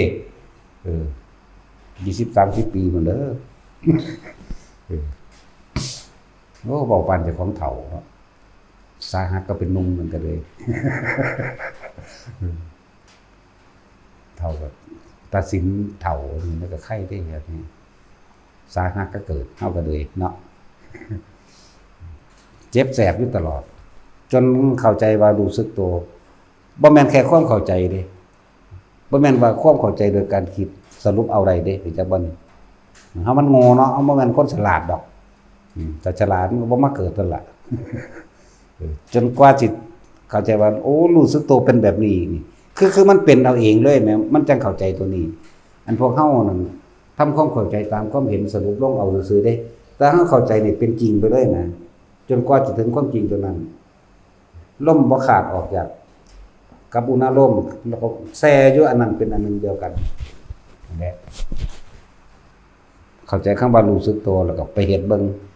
แต่ว่าเผลอออกคือว่าสิเก็บมื้อขาดอีกอยู่นาทีนึงสิฮอด7มื้อจังซี่เผลอไปล่ะตั้งใหม่ตั้งหนึ่งใหม่เฮ็ดอยู่ซั่น6 เดือนกว่า มันธรรมดาเด้แล้ววันนี้จนว่าเอามึงเป็นแมวแนวใดกระดอยกระเดียดแต่ตัวบัดลงหน้าผานั่นแหละพอดีมีงาใหม่เครือใหม่อยู่หั่นแหละแขนลงไปก็นั่งซีรีส์บัดนี้อยู่กับลมเลยเผลอเมื่อไหร่คือลงเลยอยากบัดนี้งวยบึบลงเลยเด้น่ะแงกหน่อยๆเท่านี้ก็ต้องลงเลยว่าขาครึ่งหนึงมันอยู่อันนั้นแล้วอากาศแล้วขนาดนั้นก็มีเครื่องหล่อเครื่องหลอกเครื่องล่วงบักหลายเด้อมื่นตาพร้อมเด้นี่กระพริบอยู่ดอกอันเรื่องกระพริบเนี่ยต้องบอกรายละเอียดแล้วสิว่ากึ่งยุ่งสิอีกมันบ่ได้กึ่งยุ่งสิดอกกระพริบตาเป็นธรรมดานั่นแหละแต่ว่าสติหรือความรู้สึกตัวนี่อยู่กับนี่ตลอดแล้วก็เป็นคลื่นน้ำทะเลมาเป็นจระเข้เป็นอิหยังที่เป็นตะยานมาแล้วก็เป็นคนขี่ม้ามาเอาดาบฟันเดี๋ยวก็เป็นพุ่งเหลาใส่หอกใส่เดี๋ยวก็เป็นยิ่งธนูใส่แต่มีแต่อาวุธโบราณเด้อาวุธสมัยใหม่บ่มีอันที่ว่าเห็นปังต่างๆน่ะมานี่เดี๋ยวก็แส่หวายมานี่เพิ่มแส่หวายมาเดี๋ยวก็เป็นฝนตกฟ้าห้องลมบึ้มบั่มตึ้งตั้งฟ้าผ่าเปี้ยงป้างเข้ามาเด้เป็นไปเบิดเป็นคือจังเฮานั่งอยู่ผู้เดียวมันอยู่แล้วแต่เฮาอยู่โล่งๆนั่นแหละแต่สิ่งที่มันเกิดขึ้นเกิดกับสถานนั้นกับเฮาอยู่หน้าผาเลยเด้เกิดแบบจริงๆแบบนั้นเลยนะเพียงแต่ว่าบ่ออกจากลมตอนนั้นนี่แหละจังว่าเกิดหยังขึ้นอยู่ในลมหายใจเด้อไผก็ดีก็เอาสิ่งตัวของเป็นนี่ได้มาแต่ว่ายืนยันตัดสินกับไผเด้ว่าต้องอย่างนี้เท่านั้นอย่างอื่นไม่จริงบ่แม่นเด้อแล้วแต่วิธีของไผของมันนะเพราะว่าเขาเป็นมาเดือเขาก็เว้าสิ่งที่เขาเป็นมาให้ฟังซื่อๆเด้พูดให้ฟังบ่ได้พูดให้เชื่อบ่แม่นกดตายโตแล้วก็บ่ยืนว่าจริงหรือบ่จริงก็ช่างคนผู้นั้นต้องไปเป็นเอาเองมันสั่นแล้วอาวุธที่เขาพุ่งมานี่เป็นเหลาไหมบ่แม่นไม่เข้าลาวเฮาเขาบางทีมันคือจังไปคันลาวบ่คือมื้อนี้ใครอยู่ซั่นลาวนี่เป็นเหล็กแหลมสวยปลายเข้าใจบ่นี่คือปลายเข็มทั้งนั้นปลายเข็มทั้งนี้เนี่ยนะมันเป็นอาวุธชนิดหนึ่งเป็นอาวุธโบราณเป็นหอกเป็นจักรเป็นกฤษหอกสามงามเป็นคือจังพญายมบาลมาฮอดฟันใส่โลดนั่นแหละสูงไง4 เมตรพุ่นเด้อธรรมดาเด้มันเป็นมานั่นน่ะเป็นจังซั่นจนหลายอย่างเป็นเนี่ยเป็นตะยานก่อนที่แรกเป็นคือคนมาขาเฮาเป็นตะยานก่อนนั่นแหละเป็นน้ำทะเลก็เป็นไฟใหม่ปลาบึมบั่มมากก็แม่นคือจังเฮานั่งอยู่หน้าป่าอีหลีนี่เด้แล้วจังว่าคำว่ารู้สึกโตคำว่าถึกแสหลวงปู่มั่นแล้วก็ได้คำเตือนจากอีพ่อใหญ่บัวเฮานำถ้ามึงออกจากหูดังนำใดมึงทุกข์โลดเกิดใหม่โลดนี่อันนี้นี่แหละนั่นแหละมันก็มีแนวโมนี้แหละก็เลยว่าแต่ละคนฝึกหัดปฏิบัติทำมันใจตนเองในความบริสุทธิ์ใจคือบ่อยากได้บ่อยากคือบ่อยากร่ำบ่อยากรวยอยากซื้ออยากเสียงอิหยังบ่มีเลยนี่แหมเลยว่าปกติจิตของเราเองศีลปกตินี่แหมความปกติคือบ่คิดนึกความอยากได้อยากดีอยากมีอยากเป็นหยังเด้แต่ว่ามันมีความอันนึงอยู่ว่าอยากพ้นซื่อๆนี่นะแล้วก็ทิ้งตัวนั้นออกเลยว่าอยู่ในปัจจุบันแค่ลมหายใจนี่แหละหลายจังหวะอยู่บ่ได้แม่นต่อเนื่องกันมื้อเดียว2มื้อเด้ที่เว้ามานี่เด้อไผก็ดีมันนั่งปอกลงจะเอาคือเพิ่นโลดบ่แม่นเด้เอาคือก็เอาทำไม30 ปีเอาทำไมนะอันนอกนั้นเล่นๆเด้อน่ะอันที่นั่นมาน่ะมันเป็นเด็กน้อยน่ะเล่นๆผีดึงขาอยู่ในโรงฆ่าสัตว์พากันไปนอนโรงฆ่าสัตว์มื้อนี้ดึงแก้ตลาดตกปุกลงบันไดเช้าหาหมู่พูน50 เมตรละบักห่านั่นแล่นมันสิก็มีมันเป็นคืออิหยังดำๆคุมลึมแต่มันก็จับขาเฮาเย็นจับข้อขาเฮานี่ดึงลากไปเลยตกปุกลงบันไดเช้าหาหมู่ซั่นต้องเป็นห่วงหมู่เด้ซั่นว่าบ่แม่นญาณเด้เป็นห่วงหมู่เด้ เศร้าหาสิปลุกเอากันเล่นตั้งแต่ผู้พูดหา10เมตรหรือ100เมตรผู้บักหาเอ้ยก็ถากูแน่ถาแม่มึงว่ากูพันได้ลุกอยู่ เอาอีกแล้วอันนี้ก็เลยถากูแน่ซั่นโอ้ยถาแม่งบอกกูว่าถ้าได้ลุกได้อยู่หิมพลิกดึงกูตกในมึงนี่อยู่ดอกอันใดอีกอันเป็นห่วงหมู่เด้นั่นน่ะที่ว่าสิยันมันเป็นอันตรายเด้นั่นสิเศร้าหาตกลงไปพุ่นแล้วพูดยินแต่เสียงถากูแน่อยู่พุ่นโอ้ยสาหีแม่มึงบอกมึงไป100เมตรแล้วกูบ่ทันได้ลุกอยู่นั่นแหละอันพวกนี้ก็เป็นตาเป็นเน้นดอกอันนี้เป็นเมนนี่แนววังสิคือน้องเขาบอกแต่ที่บ้านนันกอยนี่หลายจังหวะบ้านนันกอยนี่เราฝึกไปเถอะถ้าเฮามีความบริสุทธิ์ใจในความบ่อยากได้บ่อยากดีบ่อยากมีบ่อยากเป็นหยังแต่ว่าสิทำความรู้สึกตัวให้มันได้ในตัวเองรู้สึกตัวแค่อยู่กับลมนี่หรืออยู่กับอุณหภูมินี่แหละลมกับอุณหภูมิสิแซ่ลงเป็นเดียวกันเลยเด้อีหยังเกิดขึ้นตาให้ยินหูได้ตาเห็นหูได้ยินหยังก็สร้างมันสิบ่ออกเด้อยู่จังซี่แต่ก็เอาตัณหาละตัณหาแหละคือเอาความอยากเพิ่นก็คนกูก็คนอย่างว่านี่เป็นหยังเฮ็ดบ่ได้นี่เรื่องว่าเอาละตัณหาละเอาความอยากละความอยากหยังอยากพ้นหรืออยากเป็นอรหันต์นั่นแหละก็ว่าไปเฮ็ดไปเรื่อยเมื่อกำลังมันกล้าขึ้นจากศรัทธาธรรมดาจากศรัทธาอันเกิดจากความคิดแต่ว่าเกิดกลายเป็นศรัทธาที่มีกำลังโดยการเป็นเองจากว่านี้มันสิเป็นไปของมันเองจากความเพียรธรรมดากลายเป็นความเพียรที่กล้าแกร่งบ่กลัวตายจากว่านี้เข้าใจว่าแต่สิ่งศรัทธาวิริยะเนี่ยสติจากว่านี้สติแน่เป็นเองจากว่านี้ สั่นตัวสติสิแน่กับลมเป็นหนึ่งเดียวกันเลยสมาธิเมื่อสติสมาธิเป็นหนึ่งเดียวกันเดินแน่นก็ว่าปัญญาคือเห็นสิ่งทั้งหลายทั้งปวงคือธรรมแหละเห็นธรรมคือสิ่งทั้งหลายทั้งปวงมีความเกิดมีความดับ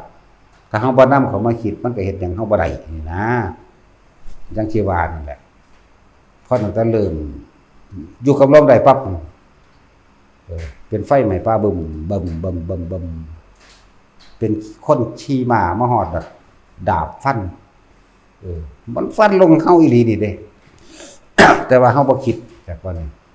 แล่นกายเฮาหลังเฮาเบิดเริ่มไปทั้งทุนแล้วมาอีกแล้วธนูยิงบัดนี้ธนูยิงก็ได้มาอีกแล้วแบบเป็นคือแสนี่แหละแสหรือโซ่หยังนั่นแหละเขาเรียกว่าเป็นหอกโบราณนะเขาจะเอิ้นวิสรเสียงแหกฟ้าแหกลมมาเปี้ยป้ามาเด้อตัวนั้นตัววิสรนั่น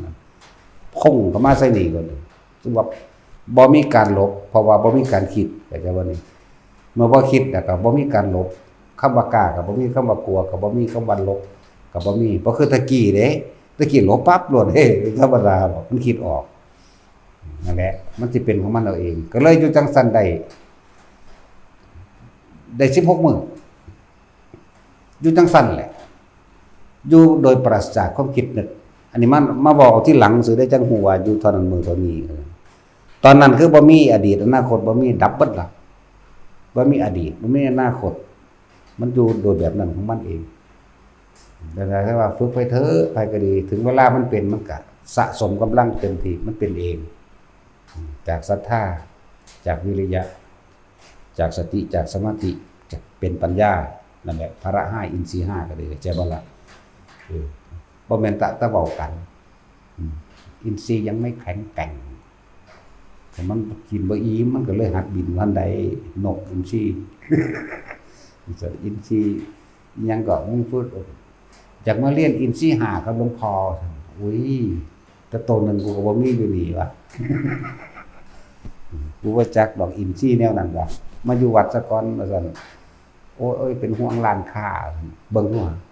มาฝึกอินทรีย์แต่ว่าเป็นห่วงร้านค้าจะเฮ็ดจังได๋ให้ซั่นเขาก็มาฝึกเอาเองเป็นเอาเองตัวเขาก็จะบอกแนะเอาซื่อๆได้ล่ะที่เว้าอยู่นี่ก็แนะไปซื่อๆเด้เฮ็ดบ่เฮ็ดก็สร้างเด้เนาะแนะไปแล้วก็แล้วแต่เจ้าเด้อันนั้นน่ะบ่แม่นเฮามั้ยเจ็บปวดร้อนหนาวก็เจ้ารับเองอยู่แล้วรู้เห็นเป็นไปก็เจ้ารับเองอยู่แล้วเหมือนตัวเฮาเองนี่แหละ ที่เว้ามานี่เฮาก็เป็นเอาเองเด้เฮาจังเว้าเห็นบ่ล่ะมันก็ได้อรรถรสได้อารมณ์แต่เจ้าของผู้เดียวนี่แหล้วผู้อื่นมันบ่เป็นแหมก็ได้เว้าอยู่ผู้เดียวมันอยู่ผู้เดียวเนี่ยขึ้นหนักจัดรายการวิทยุนั่นแหละเว้าแต่งเรื่องนั้นแต่งเรื่องนี้ขึ้นอยู่เอาเองแหละบ่มีไผถามดอกมันบอกไปเอาเองเนาะก็เดี๋ยวก็โฆษณาแน่ด่าคนนั่นแหละคือซั่นแหละฝึกไปเรื่อยเมื่อมันถึกคือกำลังของมันจากความศรัทธาธรรมดามันก็คือกลายเป็นศรัทธาเอาเองโดยบ่ได้เป็นศรัทธาบอกบ่ถูกดอกจากความเพียรธรรมดาโดยบ่ได้ตั้งใจว่ากูสิเฮ็ดแบบนี้โดยบ่ตั้งใจได้แบบนี้จากสติความนึกเร็วๆนี่ธรรมดาก็เป็นนึกเองขึ้นมาเลยจากสมาธิตั้งมั่นก็ตั้งมั่นขึ้นมาแซ่อยู่สั่นได้เลยคือจังว่าคำว่าปัญญามันก็รอบรู้ในสิ่งทั้งหลายทั้งปวงมีความเกิดธรรมดามีความดับเป็นธรรมดาคือสิ่งทั้งหลายทั้งปวงมีความเกิดเหมือนที่สิ่งที่มันแรงเข้ามากระทบเฮานั่นแหละที่แรกมีแต่แนวเป็นตาย่านก่อนเป็นอยู่สั่นจักมือจักเว้นไม่รู้ละในขณะนั้นบ่รู้บ่รู้มือบ่รู้เว้นแต่อันที่ว่าพยายามสิฆ่าเฮาให้ตายนั่นมันมีมามันเป็นอยู่จนเบิดแนวแล้วมาเบิดสิ่งเหล่านั้นแล้วก็เป็นร้อนเป็นหนาวมาเบิดสิ่งร้อนสิ่งหนาวแล้วก็กลายเป็นผู้หญิงจังบ่นี่มันเอาแนวสั่นเดี๋ยวบัดนี้มาหลอกจังว่าแม่งสิอิงนะแต่ว่าตอนนั้นมันบ่คิดมันบ่คือตะกี้เว้ยแต่ตะกี้กูฟาดแมงเบิดแล้วมันจะได้เป็นล้านแล้วมันบ่คิดจังบ่นี่มันเป็นลำดับของมันอยู่ฝนไฟก็ตกเด้ฝนไฟยิ่งธนูมาบักหลายยิ่งปืนใหญ่โบราณยิ่งมาสารพัดเรื่องอาวุธเบิดสุดเบิดทุกอาวุธแล้วฝนไฟฟ้าพาฟ้าอย่างนี้เบิดเด้อน้ำทะเลฟัดสัตว์อย่างคือจะสิลุกแล่นหนีอีกหลีนี่บ่ธรรมดาเด้แต่เป็นเฮาคิดนะโอ้ยพอแห้งก็ล่ะสิว่าสิฝึกเลยนะก็สิได้ซ้ำนั่นนะมัน5เดือน6เดือนเด้นั่นน่ะกว่าจะไปตั้งคมอยู่ซั่นใดใช่บ่ล่ะแล้วอันนี้โตผู้หญิงเฮาก็เบิ่งซื่อเดี๋ยวก็เกิดเป็น15 16ปีเดี๋ยวก็ไหลไป20ปีเดี๋ยวก็ไหลไป30ปี40ปี50ปีอยู่ใน50ปีแหละเกินนั้นเฮาบ่เบิ่งอยู่แล้วเบิ่งบ่เบิ่งมันก็เห็นอยู่แล้วนะว่าซั่นสิเว้าว่าซ้ำอัน10 50ปีสีงามๆแน่เป็นสาวอันนี้หรือว่ากูเฒ่าเนาะวะนั่นแหละทุกอย่างมันก็สลายไปเบิดแล้วก็เหลือแต่ความว่างเบิดมันก็เลยเข้าใจว่างจากสิ่งที่มีเป็นแบบนี้เข้าใจบ่นี่ว่างจากสิ่งที่มีคือพูดผีปีศาจคือเขามาฆ่าเฮาคือเขาสัตว์หอกเราแหลมยิงตะนูหอกปืนไฟยิงปืนใหญ่นี่ว่างจากสิ่งที่มีเพราะเฮาบ่คิดจักว่านี่อารมณ์ก็เกิดบ่ได้บ่ว่าสิเป็นเรื่องร้ายปานนี้สิ่งที่คนหนีบ่พ้นคือราคะเห็นบ่ตัวนี้ยากสุดนี่เขาก็เอาตะปูงามๆแล้วมาแก้ผ้าให้เบิ่งมาแก้เดี๋ยวนี้แม่กูถือแม่มึงเบิดนี่เนาะแต่บ่มาแก้กูขาอยู่เนาะตัดสินก็เอาแนวตัวนี้มาหลังจากตัวนี้มาก็หลายอย่างในเสียงดนตรีไพเราะเพราะพริ้งในหลายๆอย่างในดอกไม้ในความงามต่างๆที่ปรากฏขึ้นหลายๆอย่างในวิมานมื้อนี้สวยงามแล้วก็มีพระสงฆ์องค์เจ้ามาแสดงธรรมมั่งนั่นนี่มั่งสารพัดเด้บ่แม่นน้อยๆถ้าเกิดขึ้นในจักมือบ่รู้ต่อเนื่องตลอดเลยต่อเนื่องจนว่างไปเบิดจักบ่ว่าก็บ่ฮู้ล่ะจักว่าเวลาขึ้นมันก็ขึ้นไปโลดบัดนี้เฮาจังมาเบิ่งวันมันทีหลังตอนแรกก็บ่ได้สนใจว่าสิเบิ่งเด้มาคำนวณคำนึงเอาทีหลังเด้จักมือว่ะนะอดเข้าจักมือว่ะ49มื้อสูงสุดนั่งอยู่ในหันได้16มื้อสูงสุดมองเดียวทาเดียวเลย โดยบ่ได้นอนหลับบ่ได้หลับตามื่นตากระพริบตาเป็นธรรมดารู้สึกโตอยู่กระพริบตาว่ามันกึ่งจังซี่เด้ บางคน ข้อกับเข็ดตาตากับซักลงเลย ผมจะเป็นตาเอียงว่าซั่นโอ้ยผู้บักขามเอ้ยเป็นวิธีฝึกบอกว่าให้เหลือบตาเบิ่งปลายจมูกหายใจเข้าหายใจออกนึกก็เกิดเอาท่านั้นเป็นปีโลดใครแต่มึงไปอยู่จังซี่ที่จะควงเองนี่แล้วฟังหยังบ่เข้าใจเด้อพวกที่บ้านี่ขึ้นอยู่เป็นอยู่นะคือญาติมันบ่ตรงหลักสูตรนะความหมายมันบ่ถิ่มหลักการก็จังว่าหลักการ หรือวิธีทำแล้วทางคนหมดจุตาเลหมดแล้วคงเป็นแบบนั้นวะหลายอย่างเฮ็ดไปเถอะก็บ่แม่นว่าสิเป็นเหมือนกันทั้งเบิดเด้อบางคนก็อยู่กับลมไปเลยก็มีบ่ได้บ่มีอุณหภูมิก็ตามแต่ว่ารู้สึกแตกโตแค่ในโพรงจมูกเจ้าของเองอยู่กับลมเลยลมก็เป็นเฉพาะลมเลยก่อนๆโอ้เดี๋ยวมันสิคิดไปว่าเป็นก้อนขลอดกันแล้วคือก้อนหินอีกแหละมีความรู้สึกเย็นอยู่ในแค่นั้นแล้วก็บ่ปรากฏภาพนิมิตบ่ปรากฏอีหยังหลายอย่างแต่ปิติมีอยู่ปิตินั่นแหละสิเป็นเครื่องทดสอบของเองเดี๋ยวก็ขนลุกเดี๋ยวก็กระตุกเนื้อแข้งขาเนื้อหลังหยังก็ว่าไปเดี๋ยวก็คล้ายๆกับซดหรือตึงโตขึ้นก็มีอยู่พวกจังซี่พวกบ่มีอุปนิสัยเห็นนั่นเห็นนี่ก็ปิติ5 6อย่างมีอยู่เหมือนเดิมนั่นแหละลักษณะนั้นแต่ก็บ่ต้องบ่ได้แต่คนฝึกไปแล้วก็คือบ่คิดบ่ไหลไปนั่นเองแต่ว่าจับลมอย่างเดียวผู้มีลมบัดผู้มีอุณหภูมิจังซี่ก็เฮ็ดไปนั่นแหละคือมันบอกโดยสรุปทั้งเบิดบ่ได้ดอกคนผู้นั้นต้องเป็นเอาเองนี่แหละจึงบอกว่าการบอกการสอนนั่นน่ะคือเจ้าของต้องสอนเจ้าของเอาเองเจ้าของเป็นเองเรื่องว่าสอนเจ้าของเองบอกเอาเองปัจจัตตังในตนเองนั่นแหละแล้วอันก็ใส่แต่คำพระพุทธเจ้ากันแล้วเฮาเนาะนั้นเราตถาคตก็ได้จะเป็นเพียงผู้บอกทางเท่านั้นเด้ส่วนการเดินทางนั่นแหละคือการลงมือทำนั่นแหละคือการสอนเจ้าของเองเพิ่นบอกซื่อๆเด้หนทางนั้นบ่ได้เสื่อมสลายไปไหนเพิ่นก็เขียนไว้แล้วบอกไว้แล้วบัญญัติไว้แล้วเฮ็ดไปตามนั้นพวกไปท่องจำเอาจินตนาการไปไปหาสรุปเหตุผลผิดถูกไปแล้ววันเถียงกันละสะไส้ไปแล้วเนาะพวกมันเป็นเองมันบ่เถียงเด้เว้าทั้งใดทั้งหนึ่งเขาขี้คร้านรำคาญหนีโลดเด้เนาะจังซั่นล่ะบ่ต้องสิว่าปัจจัตตังบ่ไปฝึกเอาเฮ็ดเอามึงผู้ใดเฮ็ดให้ไผได้ก็แล้วกันนะก็เลยบอกแต่ละคนว่าเฮาต้องมั่นใจในตนเองเฮายืนยันตนเองเฮาตัดสินตนเองเฮาบ่ต้องไปขอคำรับรองจากไผดอกว่าผมได้อนาคามีไปจังซี่คือจักว่าล่ะแต่ว่าตัดสินตนเองบางประเภทว่าอย่ามายุ่งกับผมนะผมได้อนาคามีแล้วได้ลูกคนนึงแล้วบักเม่นบักฮานั่นลูกผู้ที่2สิออกแล้วบ่ผมทำมันหลวงพ่อเลยนะว่าเด้มึงไปนั่งได้นั่งอยู่โขดหินโอ้ยแม่นมึงนอนหลับกิ้งตรงมันก็บ่ลงดอกหม่องมึงไปนั่งกันน่ะของกูมันแม่นแบบนั้นมีการเว้าหลายอย่างบ่แม่นเว้าขึ้นมาเอาเองดอกเอาความรู้สึกตอบตัวเองก็จะว่าล่ะสิ่งเหล่านี้นั่นน่ะเรื่องว่าได้เพิ่งไปยืนยันแต่งตั้งเจ้าของว่าเป็นนั่นเป็นนี่หลายอยู่ซื่อๆโลด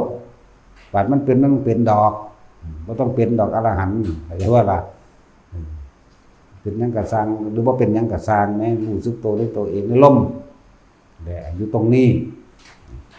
จะไปแต่งตั้งตัวเองว่าเป็นนั่นเป็นนี่จะไปหาคนมาฟังธรรมมันเป็นบ้าเขาบ่ฟังมันศูนย์ด้วยเขาเอานรกให้เขาทั้งสั้นแล้วคนบาปบุญบ่มีบุญบ่ถึงว่าดิโอ้ยบอกคนบาปเอ้ยว่าเด้ตกนรกเบิดอ่ะพุ่นว่า